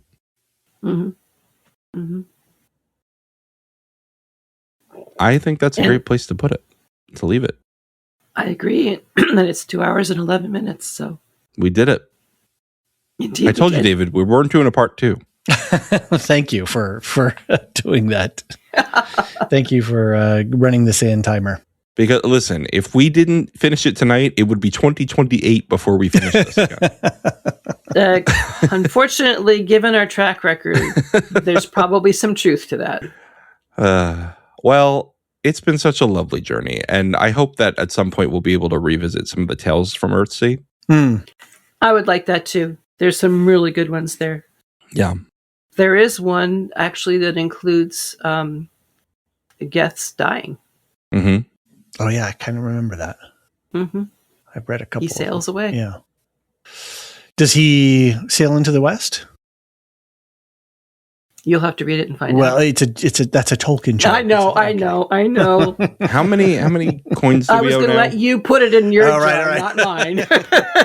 Clink. How many coins do we owe? All right.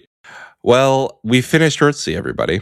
We did it. We finally came back and we rounded the ferry. Well, she had 2 decades between That's true. We're honoring her journey. What's 2.5? She's still faster than George R. R. Martin.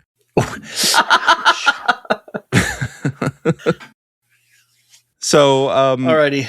If you want to hear more of us, we have plenty going on the Lorehounds network. I will just say, because it's topically related, I am launching a Cosmere read along in June, so you can join me and the guys from Radioactive Ramblings. That's Richard and Aaron. We're going to be walking through Brandon Sanderson's Cosmere series. It's another fantasy series, very different tone, but it does touch on a lot of the same themes. And I think that if you like Earthsea, you will likely enjoy where that goes. And we're going to be diving into a lot of those deep themes there too. So check out, keep tabs on us. We'll have a link to that once that's starting to launch. It's going to be called Cosmere Corner, so you can Google it starting in June. What else we got going on the Lorehounds? I don't know. It's kind of, do we need to do that? I mean, this is a topical, a evergreen podcast, not necessarily a. That's true. I mean, I would just say quickly that we're doing The Pit, A Night of the Seven Kingdoms in the Pit. Yeah, right now. Seven Kingdoms over now. Yeah. Marilyn. I will also say that I just realized it's March, and I said I would start outlining the 2nd season of Rings of Power. Very exciting. Very exciting. So, forgive me, folks. I had a 6-week battle with things that I'm coming back from, and I'm feeling much better now. So, that's going to have to be the next big project I turn my attention to. But I really wanted to finish Other Wind, so I feel really good that we did that. We are looking forward to it. So, yeah, Rings and Rituals. That's in the show notes right now. You don't even have to wait. You can go catch up on season 1. Yep. Yeah. Might help you remember what happened. Right. And we have a bunch of other affiliates. Nevermind the Music, doing music and psychology. We've got Radioactive Ramblings, I mentioned already, but they're going to be covering Invincible and The Boys coming up. And Properly Howard is doing their Newlywed Yep. season. So check all that out. It's going to be a lot of fun on all those feeds. I feel so like I've been through an emotional journey on this podcast. I feel much more somber than I have been in previous outros. Let's get the air horns out, though, because we got to give the thank yous. I'm going to make David do the air horn part because All right, our Discord server boosters. Well, you two are early. Discord server boosters: Aaron K, Delula Thriller, Doof71, Athena A, Lestu, Nancy M, Ghost of Partition, Radioactive Richard, and Adrian. And our lore masters: Samartian, Michael G, Michelle E, SC, Peter OH, Nancy M, Doof71, Brian 8063, Frederick H, Sarah L, Gareth C, Andra B, Kwang Yu, Nathan T, Sub-Zero, Aaron K, Dally V, Mothership 61, Gnarls, Kathy W, Lestu, Jeffrey B, Elisa U, Ben B, Scott F, Stephen N, Julia F, Kali S, Ilmariel, Paul K, Rocky Zim, Jessica A, Red Zippy, the TCS, Dopamini, Catch It, Ellen R, Mrs. Tennant, AC Wilson, Eli W, Cassie K, Chumbaruni Katia, Josh Lou, Paint and PDX, Corey G, Quinch, and Adrian. Eglario, alightate. And thank you. Whatever she said. Thank you everyone for being with us on this journey and for being patient in the 2 years it took us to do this last episode. Yes. I hope so people are still here and checking out our Earthsea episodes because I think this was one of our best book episodes. I had a really great time discussing this with you both. I certainly was so thrilled when you suggested it and really glad to have been on this journey with all of you. So thank you for coming back, David. You were missed. Oh, I could not come back for the final. Yeah. That would be ridiculous. Thank you. All right. We'll see you all on the next episode of something. Bye-bye. The Lorehounds podcast is produced and published by The Lorehounds. You can send questions and feedback and voicemails at thelorehounds.com/contact. Get early and ad-free access to all Lorehounds podcasts at patreon.com/thelorehounds. Any opinions stated are ours personally and do not reflect the opinion of or belong to any employers or other entities. Thanks for listening.